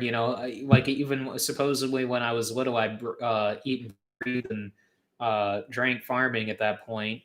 And so it's kind of one of those things. It's like, well, ever since I've been born, which was nearly almost 21 years ago, um, but the farm started. I mean, my grandpa was farming before he started Werner Farms, but it the farm started back in 1960, and Dad graduated high school back in 1982. So,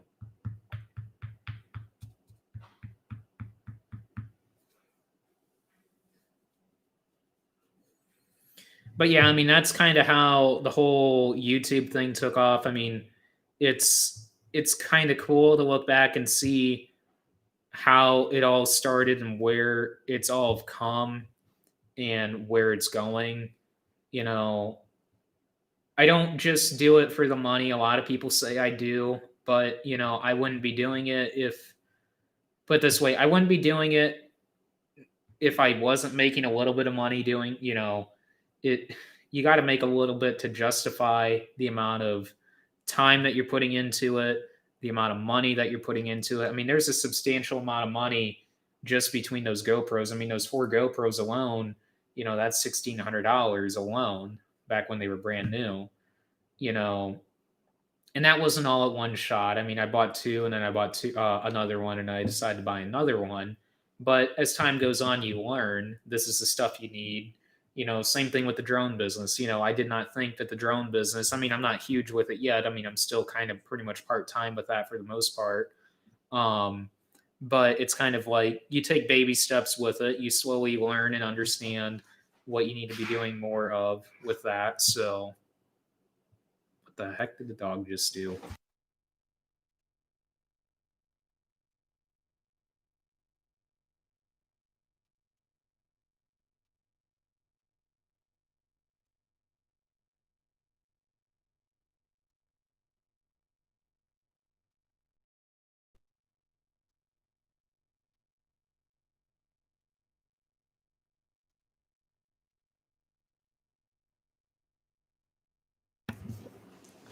Messing with the Christmas lights out there. Um, I mean, a lot. Oh, John, that's kind of funny that you say that. I mean, a lot of people.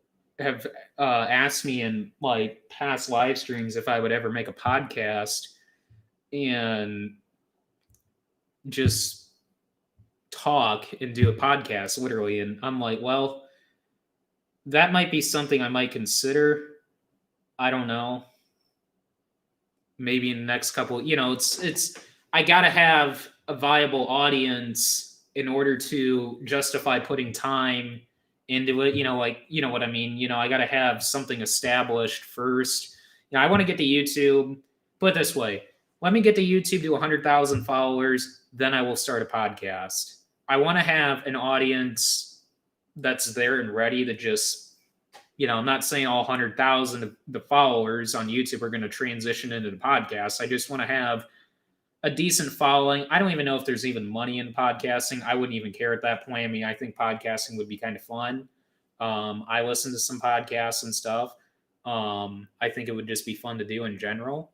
But, you know, I agree, down the road, that would be something just whenever I could get to 100,000 followers. I always keep saying it's like, if I can just get over the hill, over that $100,000 hill, or 100,000 follower hill, you know, that's when it'll get a little bit easier as far as view counts and stuff like that. And as far as, making things easier on the income side of YouTube type scenarios. So, that's when it would be extremely extremely worthwhile as far as putting content out there and not having to scrounge for views, saying clickbaiting and all that, which a lot of guys still do in general, not just just across YouTube in general. There's a lot of clickbaiting, and I try and stay, I used to do it a little bit, not to a degree, but it was kind of like more with the titles, stuff like that. And it just got to a point where it's just like it discourages you guys as the viewers because you want to see that happen and it's not going to happen in the video. So I don't know.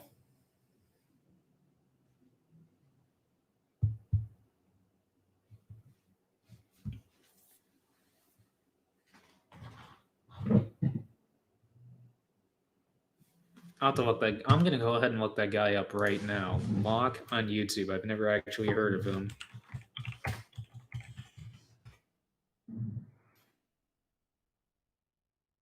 Hmm.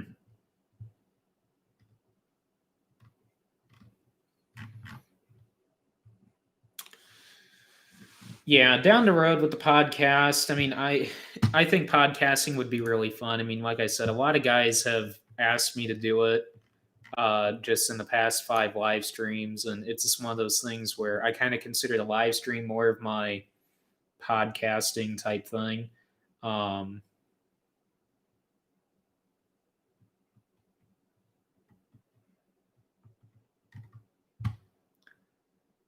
that situation, I'm just going to completely go off topic here, but that situation, leaving the grain cart while it's unloading, it's nothing where it's a situation where I, have the throttle running at 3/4. I'm not anywhere near the PTO shaft to begin with. I understand the fill rate on the grain cart to begin with. You know, you have to, some people will argue and say, you're valuing uh your not your life or any, stuff like that over just how much you think you can get done in a day at that point. I mean, I'm not bashing you at any means. I just know I've seen this comment before on a worser degree, much worser degree than what you've said on videos. You know, that's a situation where I understand fully nothing is at that point is going to necessarily go wrong unless something theoretically majorly goes wrong with the tractor at that point. You know, unless there's a pin that shears in the PTO shaft, which is highly unlikely in that somewhat of a scenario, unless there's a serious load on the drive at that point. But necessarily there really wouldn't be with the gate being that closed. But Yeah. No, I just do that. I don't do it all the time. I only do it in certain aspects when I know we're in a time crunch and we need to get a truck moving as soon as the other truck gets back. And it's just to save time on his part, on the driver's part, to not worry about tarping trucks because we tarp our trucks all the time when we go into the elevator. So, there again, some people would say, well, just get an electric tarp. Well, I don't want to spend the money on an electric tarp right now for our trailers. Eventually down the road, an electric tarp on an aluminum hopper, yeah, that'd be sweet. But yeah, first tractor, probably 650 or the 630. I can't remember that far back. I don't know, 4650 or the 630. I can't remember, one of those two.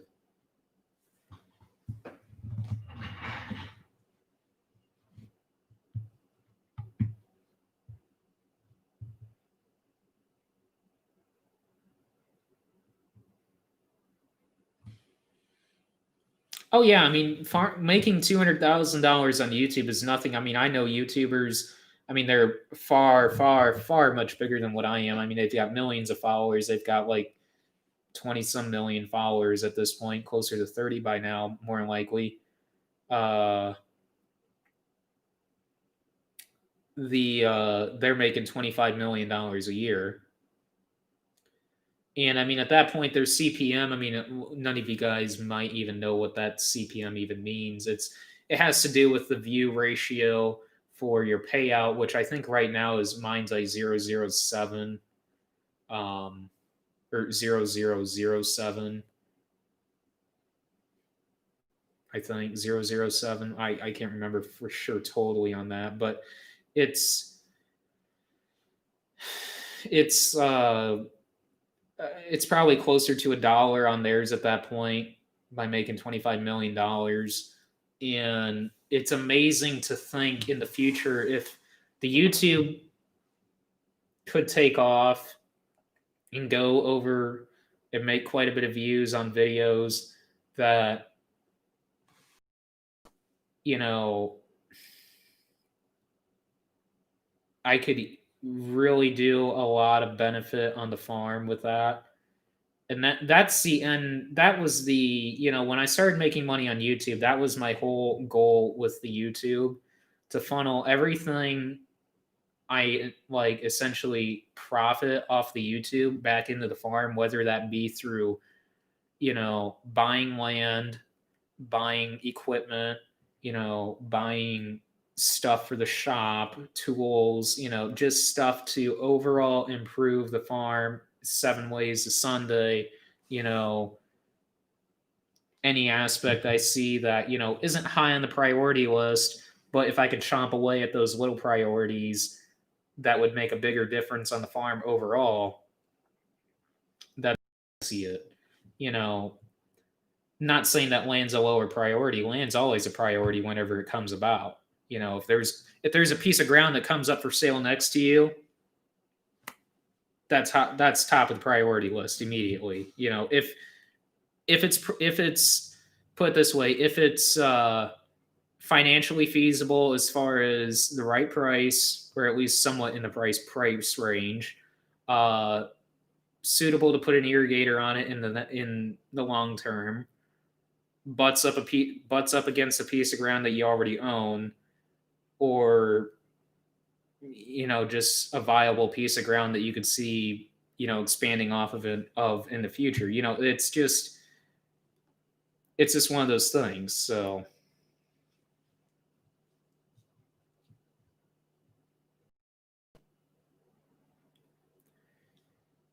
monetizing on the YouTube side of things, I mean, it's hard to make money when you first get monetized. I mean, when I first got monetized back in October of 2018, I did not make any. I hardly made but $5 between October and December.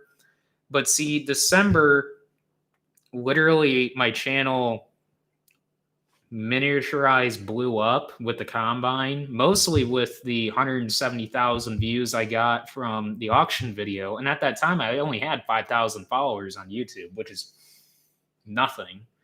I hate to say that. I mean, to some guys that have that, I mean, that's nothing. 25,000 or 23,000, like what I have on YouTube, is nothing. Look at some of these guys that have millions. That's insane. But I mean, those are the guys that get millions of views now off of YouTube, and those are the guys that are making 6, if not 7 figures on YouTube. And that's insane to think about. I mean, put it this way, I've looked back at the long-term charts on that video, on that auction video. That auction video has made me, and that was mostly due to my early CPM stages. That auction video to date has made me over $1,500 off of YouTube. And I wish YouTube was steadily paying me the same rate as what they were currently now. Back then, that video would probably make me closer to $3,500 on. I mean, people ask me on the YouTube side of things, I make equivalent to a $10 an hour job currently. 8-hour, 10-hour, 8-hour, $10 an hour job a year at this point. And it's just like, and that's not on a 52-week schedule. I mean, that's taking out, that's like let's just say, let me do some quick math here. I mean, at that point, 52.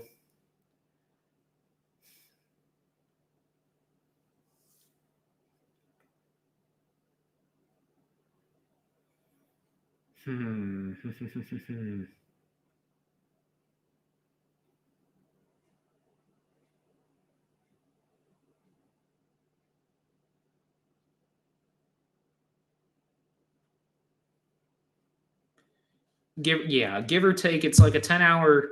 It's literally a 52-week job, full year job, 5 days a week, $10 an hour, 8-hour shift. Yeah, I mean, that's literally what it's equivalent to at this point on YouTube, which it's not bad by any means. It's a good second job at that point.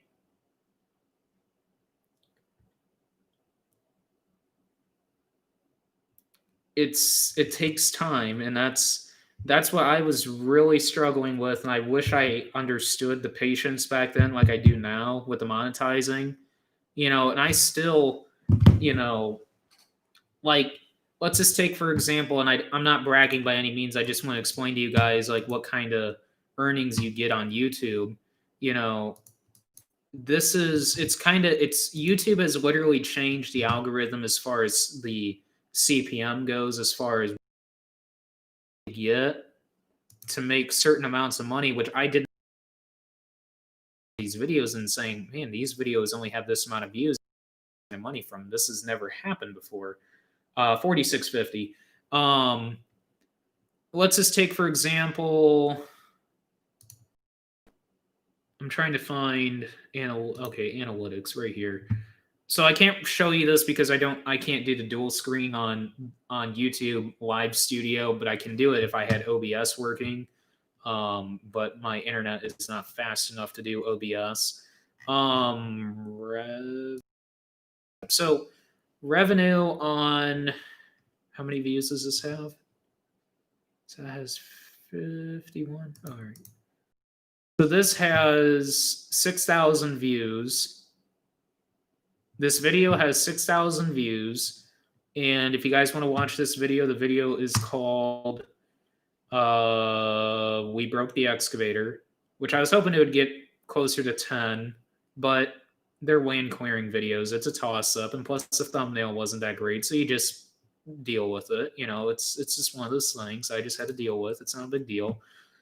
It got 6,000 views, and I made $51 off of it today. And that video came out December 9th, so close to a month ago. Not quite a month. $51 in a month.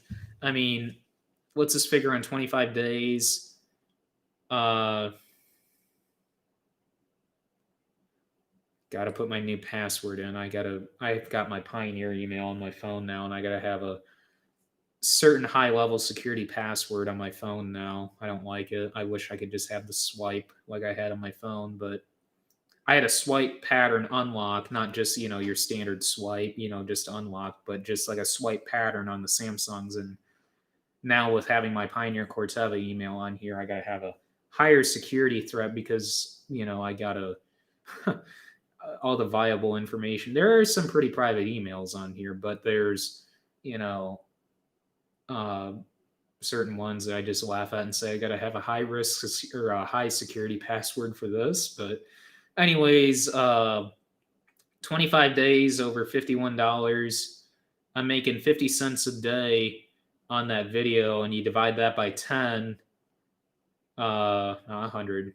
I'm making literally at that point 5 cents an hour on a 10-hour shift, on an 8-hour, 5 days a week, 10 or $10. Sorry, it's like 5 cents an hour at that point. 10 hours a day at that point, but it's kind of surprising to me. I did not think that uh it would do that. I think YouTube has literally changed the game on views when you get to a certain subscriber level, as long as you keep pushing the content out somewhat regularly. I will fight that severely if I will literally stop, like what I did last year. I did not mean to do it. I just ran out of content. It's just one of those things. You got to kind of plan ahead. And that's the thing in wintertime where you really can struggle on YouTube with, on a channel like mine, that if you run out of content, that's not good, because then essentially your snowball has fallen apart and you're not continually engaging the audience. And that's why, like with the live streams, I can continually engage you guys with um a live stream every so often to keep you guys hooked on the YouTube channel. And um it's interesting when you start looking back on the revenue side of things. What would happen if you quit, which happened, and you fight that. You will literally fight that back from square one and get back to where you were, and it's hard. So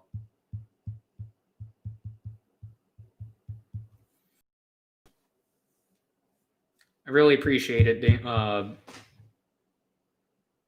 I'm gonna really butcher your name, but Dan Daniel. I want to say Daniel, but I know it's not Daniel. But I really appreciate it.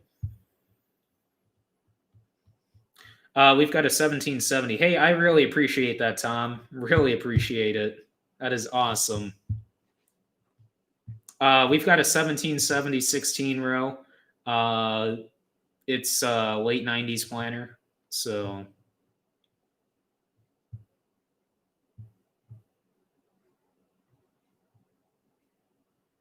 no, I'm not.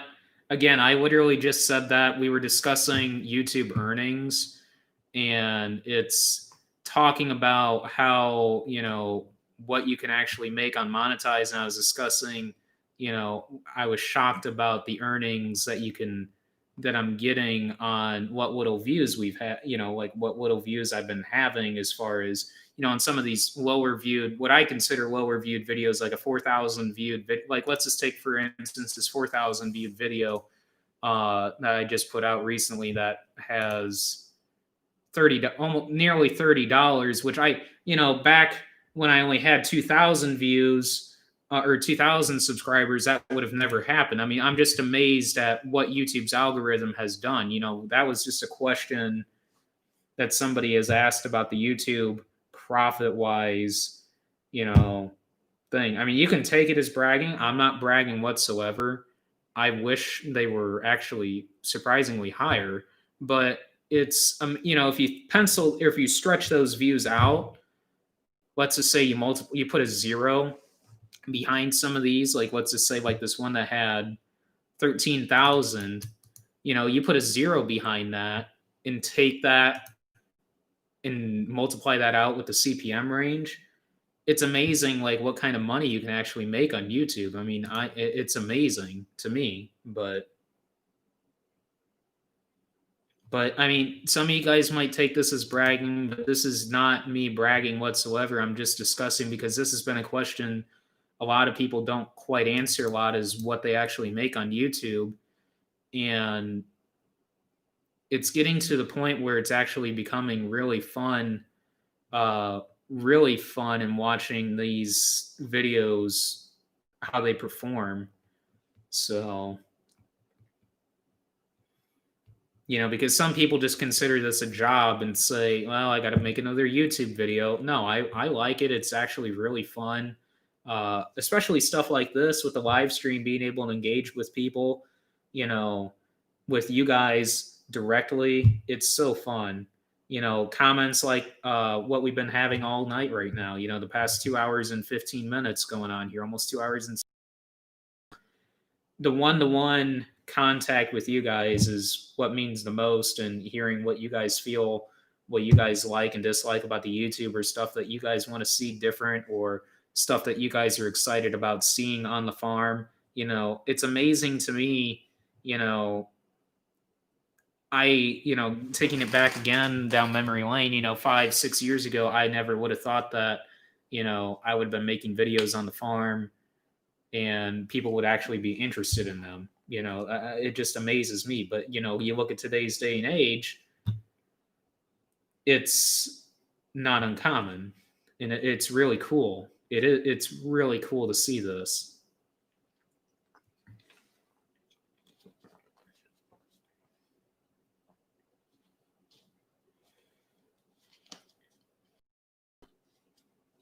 That's the problem. You got to be really mindful of what you say. You got to be real mindful of what you do. Like some of the actions, like what you just said, Tom, about the FAA and stuff. I mean, that's the scary stuff about that. I got to be careful, tiptoeing over, herbicide labeling and stuff like that, talking about use rates and everything, discussing herbicides in general, discussing certain practices we do, because some people might not totally understand it and take it the complete wrong way, even though what we may be doing is actually correct and in our eyes beneficial. It's There's so much misconception out there, and I feel that's why it's so cool to see a lot of farming YouTube channels out there to help educate, and that's just really cool.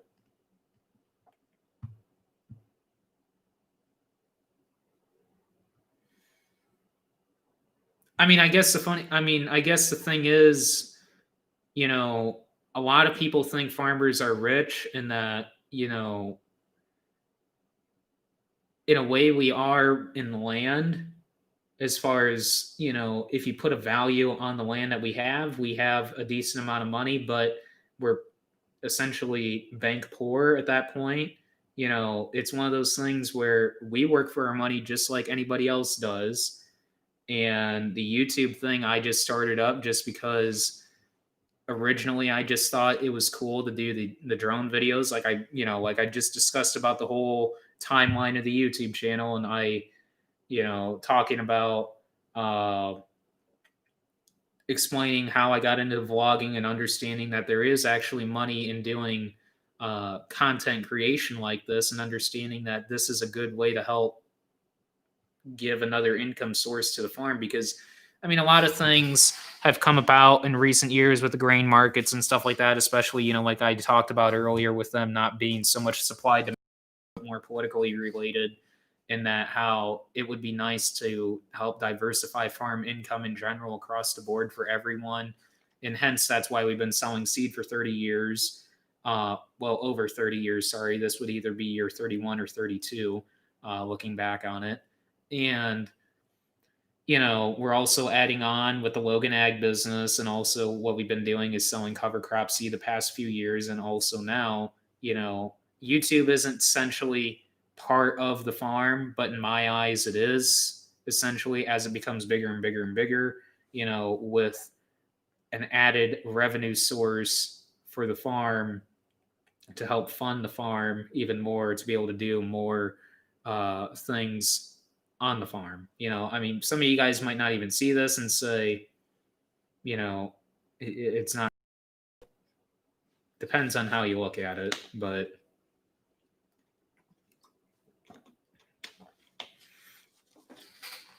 I mean, like I said before, 100% of the profits I make on YouTube go directly back into the farm. And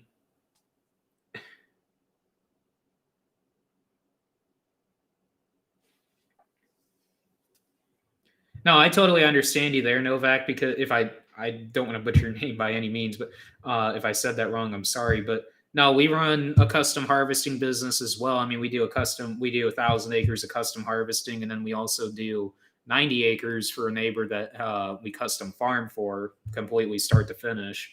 So now we've got it from all directions as far as diversity for our farm. So we're able to do. Uh, it's nice having many different revenue sources from many different things like that, and it flows great with our operation. And I'm really looking forward to the Logan Ag thing. That's going to be really cool to do, or add on to the farm. The YouTube thing. I mean, I'm just it's going to be really nice. I feel in the next 5 years, the more it grows, hopefully, and the more things I'm able to do with the benefits that you know not only I am, but everybody else is. I mean, there's guys bigger than what I am that do the exact same videos like what I am, uh, that crank out crazy amounts more money, and not so much on a minimalistic view, but when you start penciling the views out, or dividing the views out with the revenue, you sit back and say, "Wow, that's crazy." So yeah, an average video. I mean, I've never actually looked at like taking like an average video, but I guess I could across the board. Just go to like the overall analytical base and just click revenue here and just look at like my RPM right now is $8 and you know 7 cents. So I mean your RPM is, I'm not going to dive too far into this, mostly because I haven't fully understood the RPM and the CPM yet. But put it this way, my RPM and my CPM have been the highest they have ever have been. And I've talked to other guys as well that do the exact same videos I do, whether they have a little bit less subscribers than what I have or have 500,000 subscribers and do the exact same thing I do. And they've said the exact same thing, that their CPM and RPM has been the highest they've ever had ever since they started YouTube, whether that be last year, 2 years ago, or 5 years ago. And basically RPM means how much money you earn per thousand views. So essentially they're saying I'm making $8 per thousand view, which I would say that's about right when you start multiplying it out.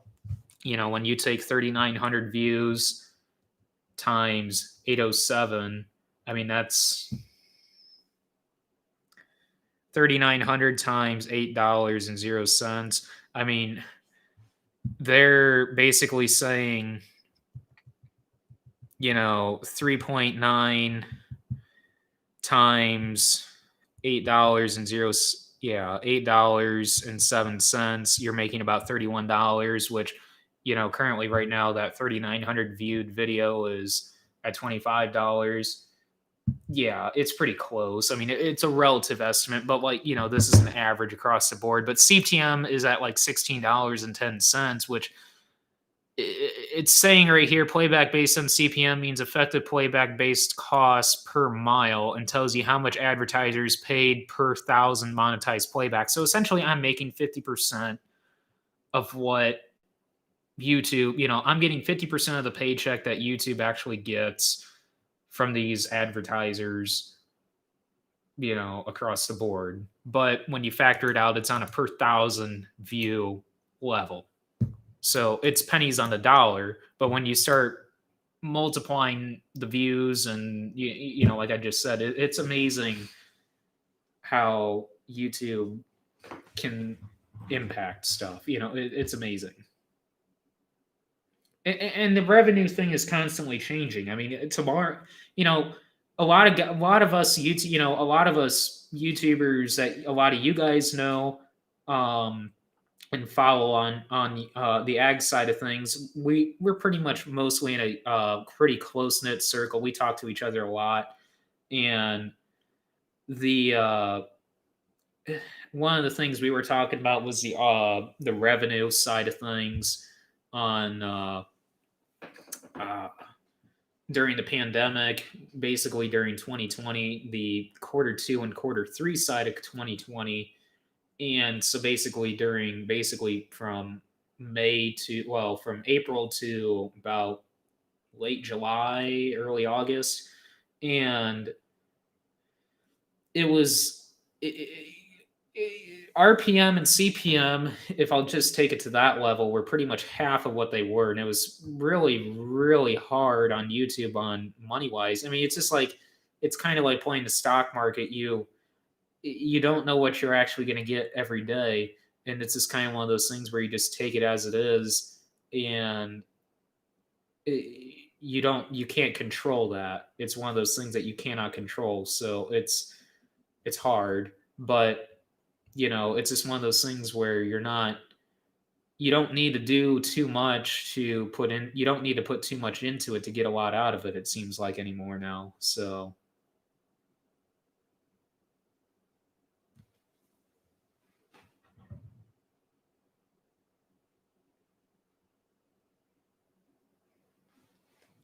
ad blocks, I mean, we also talked about that too. Me and a close buddy of mine now, it seems like from down south. We've talked about that quite a bit on percentage on the ad block, and I think YouTube actually shows that, and it's real minimalistic, and it really has not changed much. I mean, it's like 0.03% on ad blocks. And I think mostly because people don't want to pay for it or do it or worry about it. Some people don't even have to pay for. Um, some people probably don't even know how to do it. It's just one of those things. And I don't know. I mean, it's totally up to you. I mean, I don't care. Um, it doesn't really bother me because it's your watch experience, and it doesn't really bother me. So even though, I mean, yeah, I mean, I understand your standpoint. You're saying it would take money away from me, but you know, like I said, it's pennies on the dollar. I mean, if it's even pennies, it's not even pennies. So it doesn't really impact me because it doesn't bother me on the revenue side of things. I just think the revenue things is icing on the cake as far as what I've been doing. The whole thing is with the YouTubing thing is, the icing on the cake is nice, but showcasing what we do on our farm and promoting the farm and saying, this is what we do. You know, the community really loves it, and that's the cool thing. There's people constantly coming to me, neighbors all the time, telling me, you wouldn't believe all the people that come up to us asking things about you guys and this and that. you know the other day when we were down at the dealership down in Kentucky, I had two different people come up to me, and random people that literally just pulled in the dealership while I'm standing there fueling up the truck, saying, you're Werner Farms, aren't you? And I'm like, in the middle of nowhere in Kentucky, somebody comes up to me and knows me. It's just amazing stuff like that.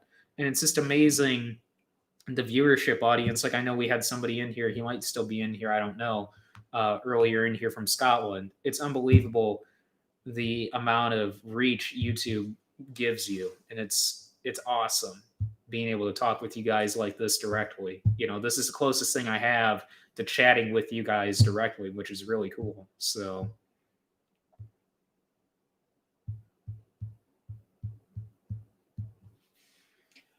not married and don't have a girlfriend currently, if that's what you guys are wondering on that. So, on that question. So, you're going to be getting the new limited edition Ertl toys to add to your collection. Did not hear that there was, I mean, I know there's a, what, 75, or no, the Wagner series, I believe, is coming out, right? Is that what you're referring to on the limited edition Ertl toys?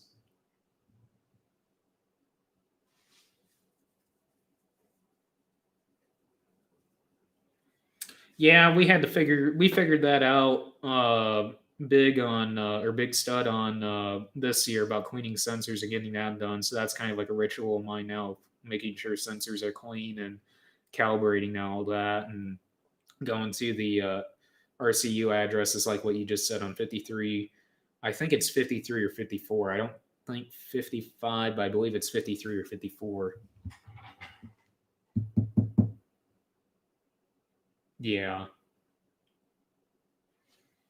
No, that's something that we started doing this year because we actually had an issue on a rotor loss sensor, and that's kind of like where kind of led into uh, uh, going through and cleaning sensors and stuff like that as a ritual type thing. So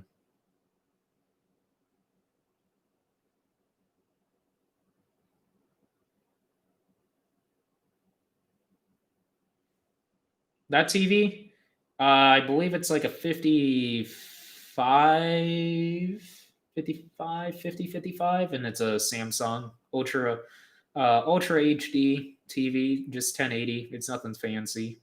So I've got that linked to my computer. The HDMI cables run along the baseboard straight up, all hidden in the wall. So real clean, slick setup.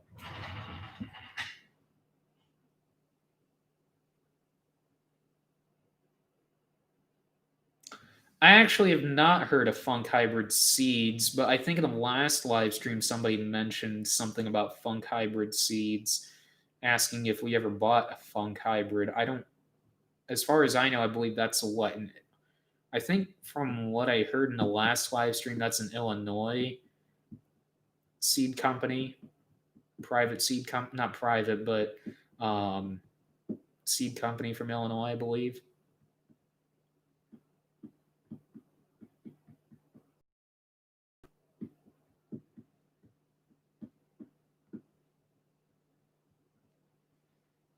How's farming going to look this year?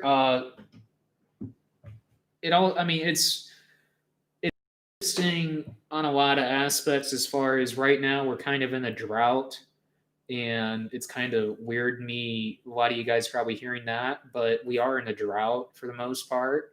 I think spring's going to be pretty dry, which is kind of gonna. I think we're kind of reflecting back to like 2009 to 2014 stretch. No, we're not. I doubt. I hope we're not going to see a 2012 scenario, but um, I feel it's kind of like a 2013 scenario. Um, I don't know. I it should it's looking good, but it's slightly concerning on the drier side. Hopefully we get some good snows to make up for that. So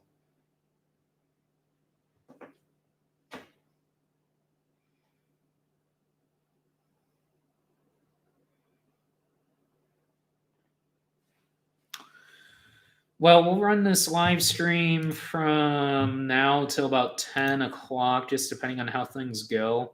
Um, we'll just see. So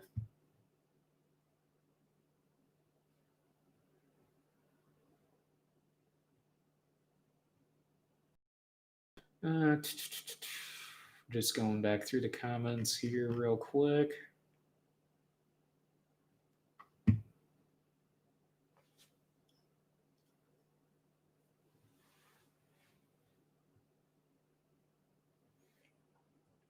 Yeah, we still have the 4650. We don't have any plans of getting rid of that. So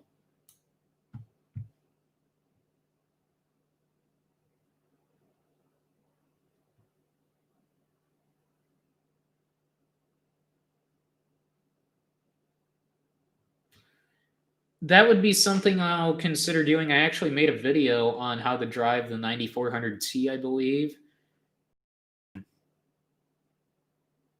Yeah, that'd be kind of interesting. Uh, do like an 8-speed power shift, 15-speed power shift. I mean, even though that's essentially the same. But then like an also IVT video. That IVT video how to has been highly requested. Um, but yeah, I can do something like that. We don't have a synchro. Quad range 8-speed. We've got quad ranges in all the 30 series. The 4650 has a 15-speed. 4020's got a 8-speed, and Obviously the 730, 630, and 530 all have the same transmission, 6 speed with clutch. The uh, IVT though, that's been highly requested though. Yeah, that could, yeah.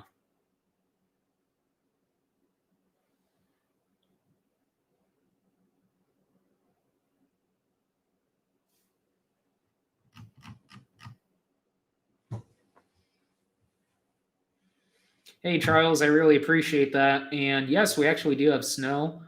Um, I think we're supposed to get some tonight. Actually, we actually had freezing rain yesterday. I do not plan on going to the National Farm Machinery Show this year. Not with everything going on and stuff like that. I mean, that's not something we're gonna go to this year, even though we've gone every single year. Um, as long as I've been alive, we've gone to just about every single year. Um, Dad's gone pretty much ever since, and he's missed like one or two in his lifetime, really. Um, it's just we're it's just we're not this year, not with everything going on and everything. So, um, yeah. And plus, I don't think it's really going to amount to too much, especially with the dates being pushed back and also with the tractor pull being cut in half. And I mean, the pull itself has not been cut in half. It's just the audience and stuff like that. And it's just not going to be the same.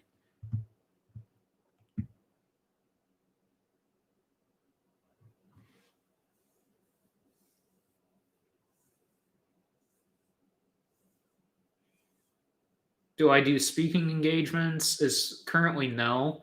I'm not a huge fan of public speaking, actually, even though I may sound to some of you guys really good on here. I actually don't do any. I'm not a big fan of public speaking, actually, but I've been told quite a bit that I should do speaking engagements like that. So I don't know.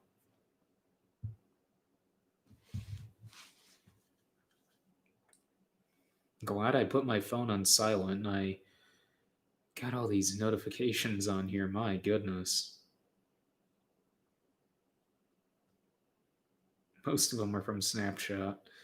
A lot of guys ask me on that. For those of you that are curious, this is the Snapchat and the Instagram if you guys are interested in that. So,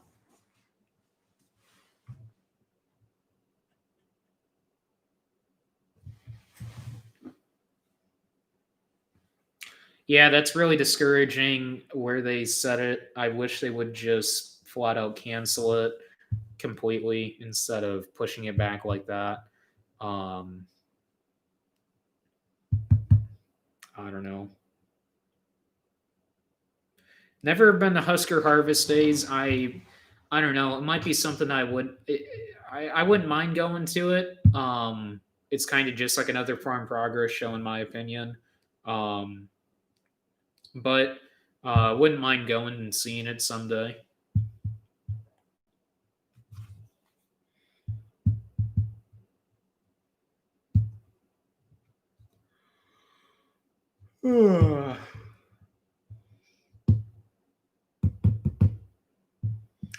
No, so new video, more than likely tomorrow, if not Monday. Um, I don't think I'll do a live stream tomorrow night. Tonight was just spur of the moment type deal. Um, I usually do these on Sunday, but I decided it's like, you know what, I'll just do one tonight. Um, but then potentially the new purchase video will be done. I wanted to do it New Year's Eve, but just didn't pan out the way we wanted it to. Um, so potentially sometime next week. So, are there going to be any John Deere equipment demos this year? Seems like you could do a lot to promote equipment for your dealer. Jim, I've been saying that to our John Deere dealer for 2 years now, kind of ever since I hit over 10,000 followers. And, You know, it's amazing to me, the our local grain broker or grain marketer at Co-Alliance at Union Mills has been all over me on the fact that, I'll post stuff up at Cargill, but I'll also post when I get over to Co-Alliance too. Anytime I'm going over and picking up fertilizer, uh, hauling corn in, or just there at Co-Alliance and posting stuff like that all the time. And he falls all over himself about it. Not really essentially, it's just more for the fact promoting the fact that we do business with them. That's the big thing. And he really appreciates that, and he wants me to keep doing that, which that's cool. I mean, it's not like they're making money off of it. They're not really selling a brand. They're more just selling their brand at that point. And I'm just kind of their middle person on the social media side of things, basically saying, "Hey, look, we do business with Co-Alliance, we do business with Helena, we do business with these guys." It's just stuff like that. And he falls all over himself for it, and I think that's awesome. Even though he's not getting, essentially, in my opinion, much out of it. Who knows? I don't know. But in my opinion, it wouldn't seem like they would get too much out of it. But just for the mere fact that showcasing uh, stuff on Co-Alliance's side that not a lot of people post about, just because they don't post about it or do anything. And plus, a lot of people in our area don't do, if they do social media, it's just for their personal stuff. They're not saying, "Hey, look, I'm hauling corn up to Co-Alliance," but um, I I don't know. I I it mostly dates back for the fact that we don't buy new equipment, and you know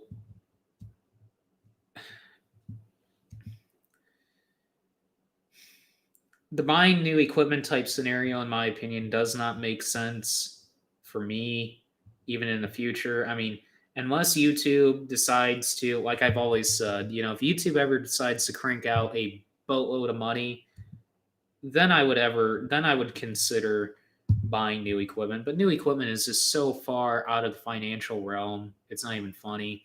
So we buy used equipment.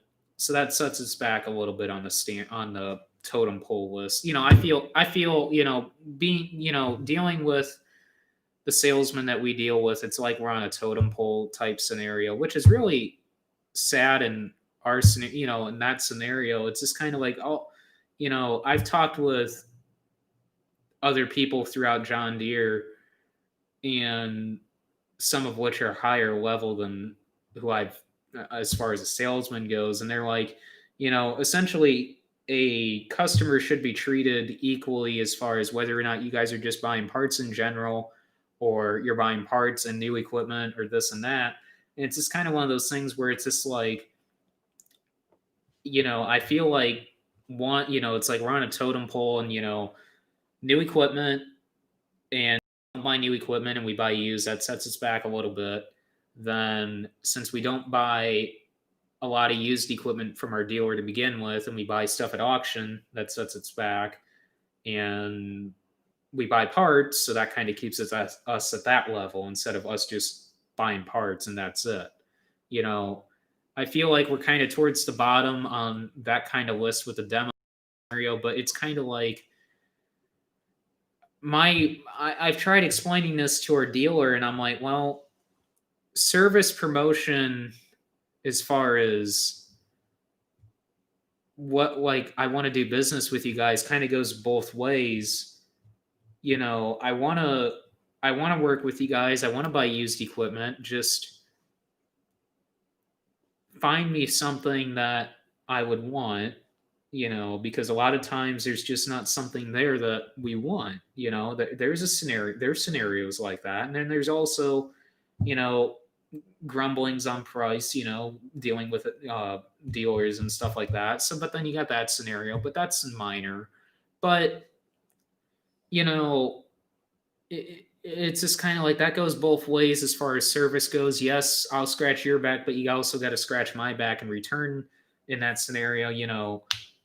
Show me that we matter, that that our business is appreciated, whether that we're just buying parts or we're also buying, a used corn head from you guys, which we did a couple years ago. I bought a new applicator, all this and that. But I mean, it's just one of those things, you know, I'm glad that, we're working closer together now, me and the salesman. So that's hopefully that relationship lasts and it continues to grow there as far as, we've been friends with the salesman dating clear back in the late 80s, even more than that because we knew his dad. So it's just one of those things where good friends all along, and now he's just becoming, understanding our relationship that me and him have now. So it's just one of those things that it's hopefully he understands more with this YouTube thing, that it's like there's a lot of good things I can do for you guys, with the promotion side of things. Like I told him, it's just like with that 9RX thing, most people on YouTube, when they're watching a YouTube video and they're scrolling down through and they just see a 9RX in general, 9 times out of 10, they're not necessarily looking at the title or who the channel or who the videos, what channel the video's from. They just see a 9RX and say, I want to watch that. And when I start throwing out in the description who's it from, or even in the video, who's this from, product promotion, business promotion, that goes a long ways. And I just hope that they start to see the value in it. I mean, a lot of people do, and I just hope our John Deere salesman hopefully continues to hopefully start to see the value in it more and more. I mean, he did make the remark, but I don't know, because I was promised something 3 different times earlier this year that never actually physically came about. But he said maybe we'll do something in the spring, but I don't know. I mean, I really wouldn't know what we would necessarily do in the spring, but who knows? I mean, I don't know. I mean, I just hope that the relationship continues there. And yeah.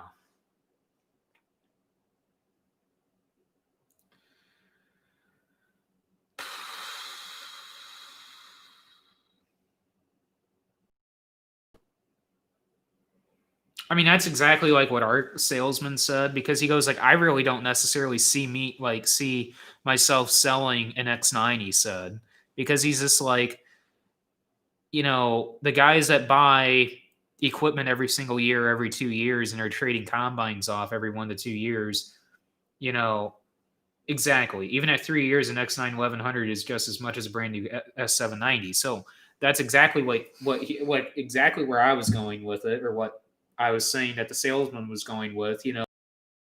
On a used standpoint, at that point, competitively, why do I want to deal with used X9s? And I'm like, yeah, that's exactly right. There's no real need for them. Yeah, an X9 would be awesome, but not for $500,000 when it's all said and done, even when it's used. So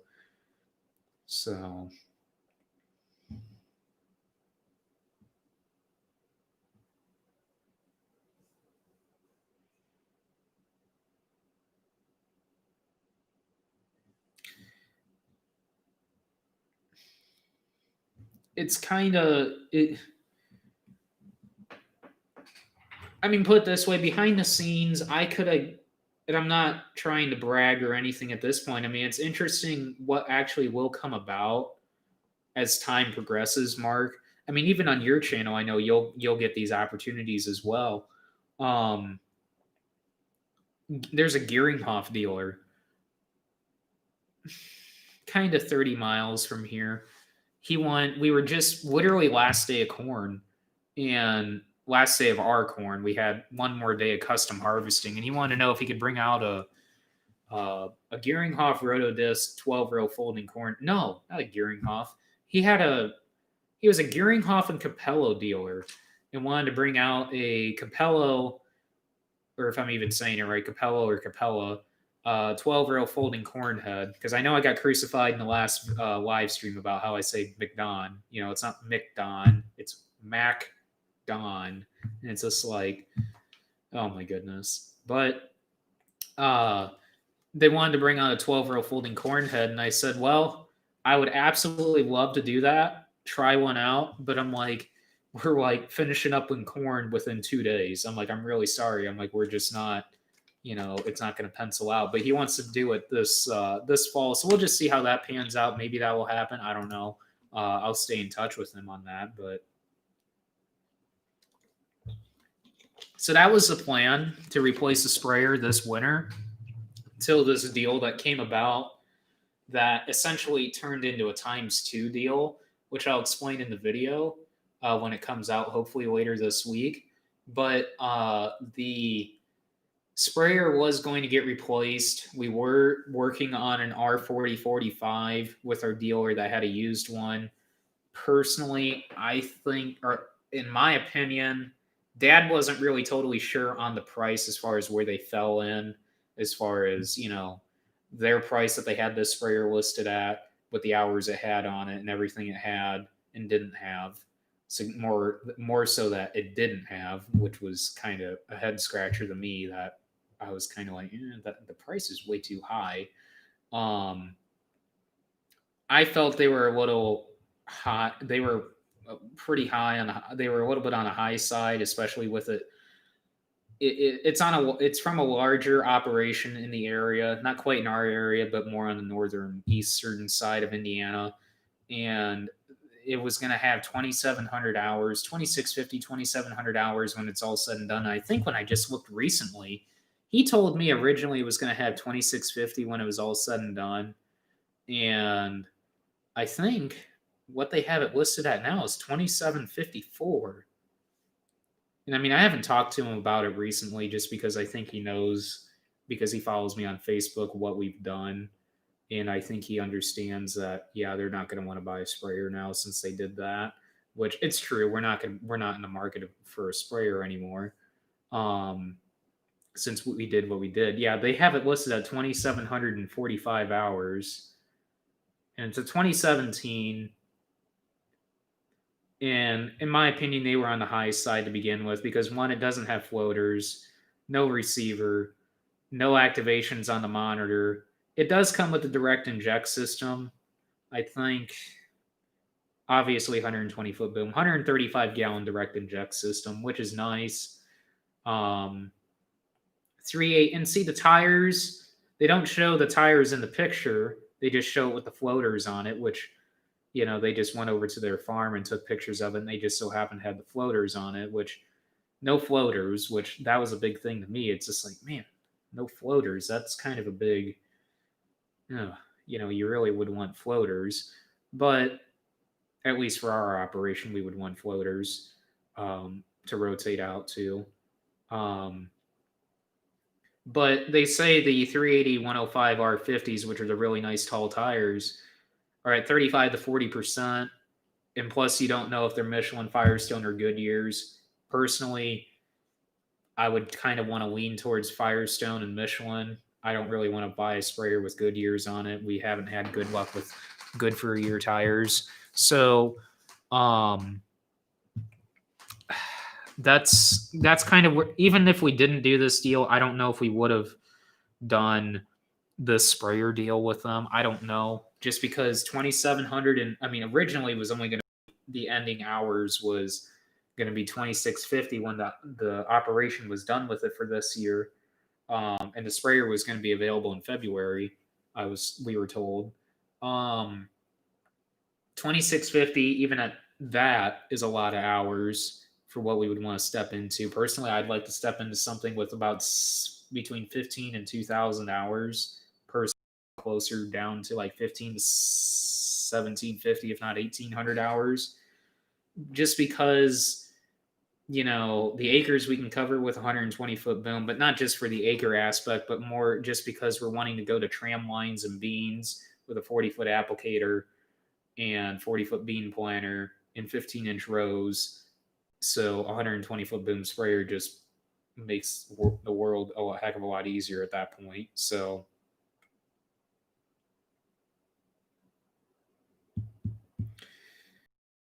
Guys love Firestone and Michelin's when they price new stuff out for guys. So that's the cool thing is when they get a new, like when they get in trades, odds are they're working with the same guys that they sold that new stuff to. So 90% of the time. So a lot of that stuff that they have in on trade or that's used has Michelin and Firestone on it. And it's just like awesome. But the problem is it has such little hours on it that it's way out of my price range as far as being 200 plus. And it's like, not in my ball game. So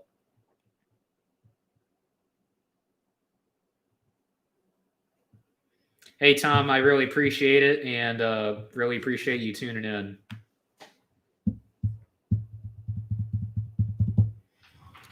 But I mean, that was one of the things we were working on was that, and it wasn't something that we were necessarily really focused on because we had some other things that were still going on at the same time, but are kind of on the subdued side of things now. But they're still somewhat going on because things could potentially still shake out on that. Never heard of. I think it's. I don't want to butcher that, but is it Epley seed? Never heard of Epley seed if I said that right, but I've never heard of that brand of seed.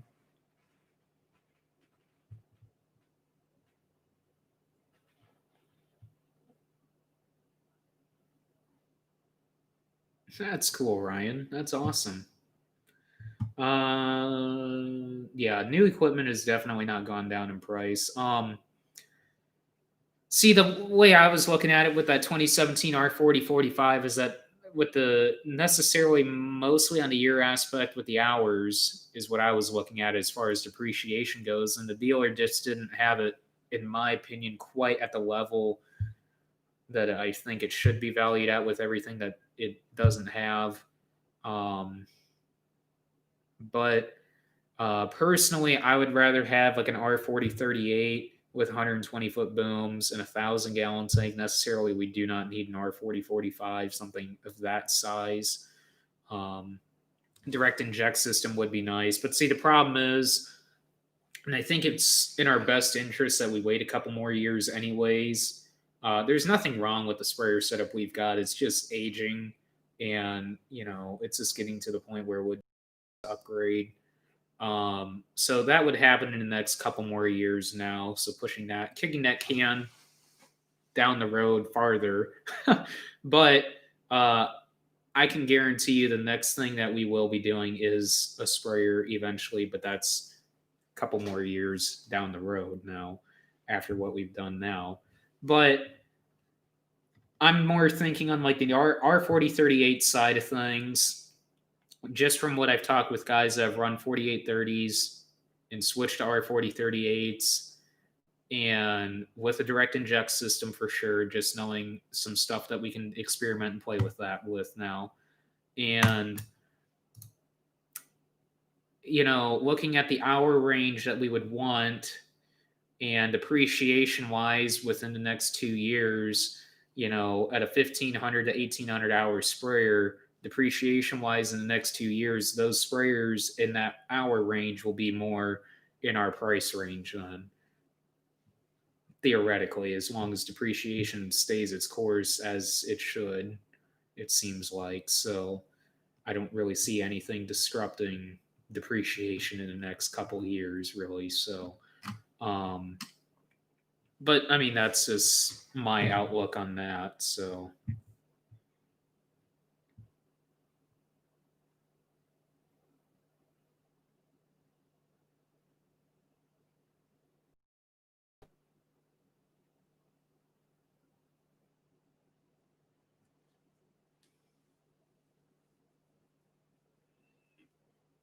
yeah, I've never heard of Epley Seed on 4440. I mean, even if I just don't recognize the name in general. Never really heard of that. Where is that based out of? Epley Seed. Never actually. Yeah, I'll have to look that up if that's still around.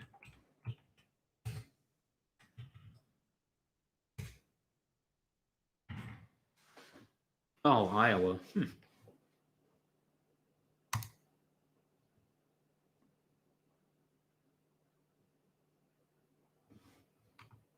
Hmm.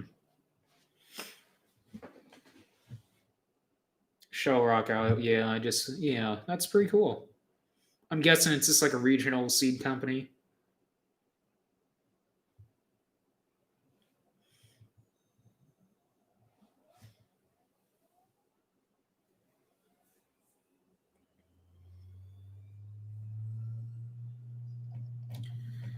Um, I guess we will run this for a few more minutes and wind this stream down a little bit, and I guess we will go ahead and call it a night.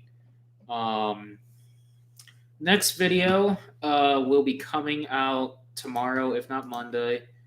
Following video on that would be Tuesday or Wednesday, and then hopefully a video on Friday. This video will be just all depends on the weather, guys. I don't know.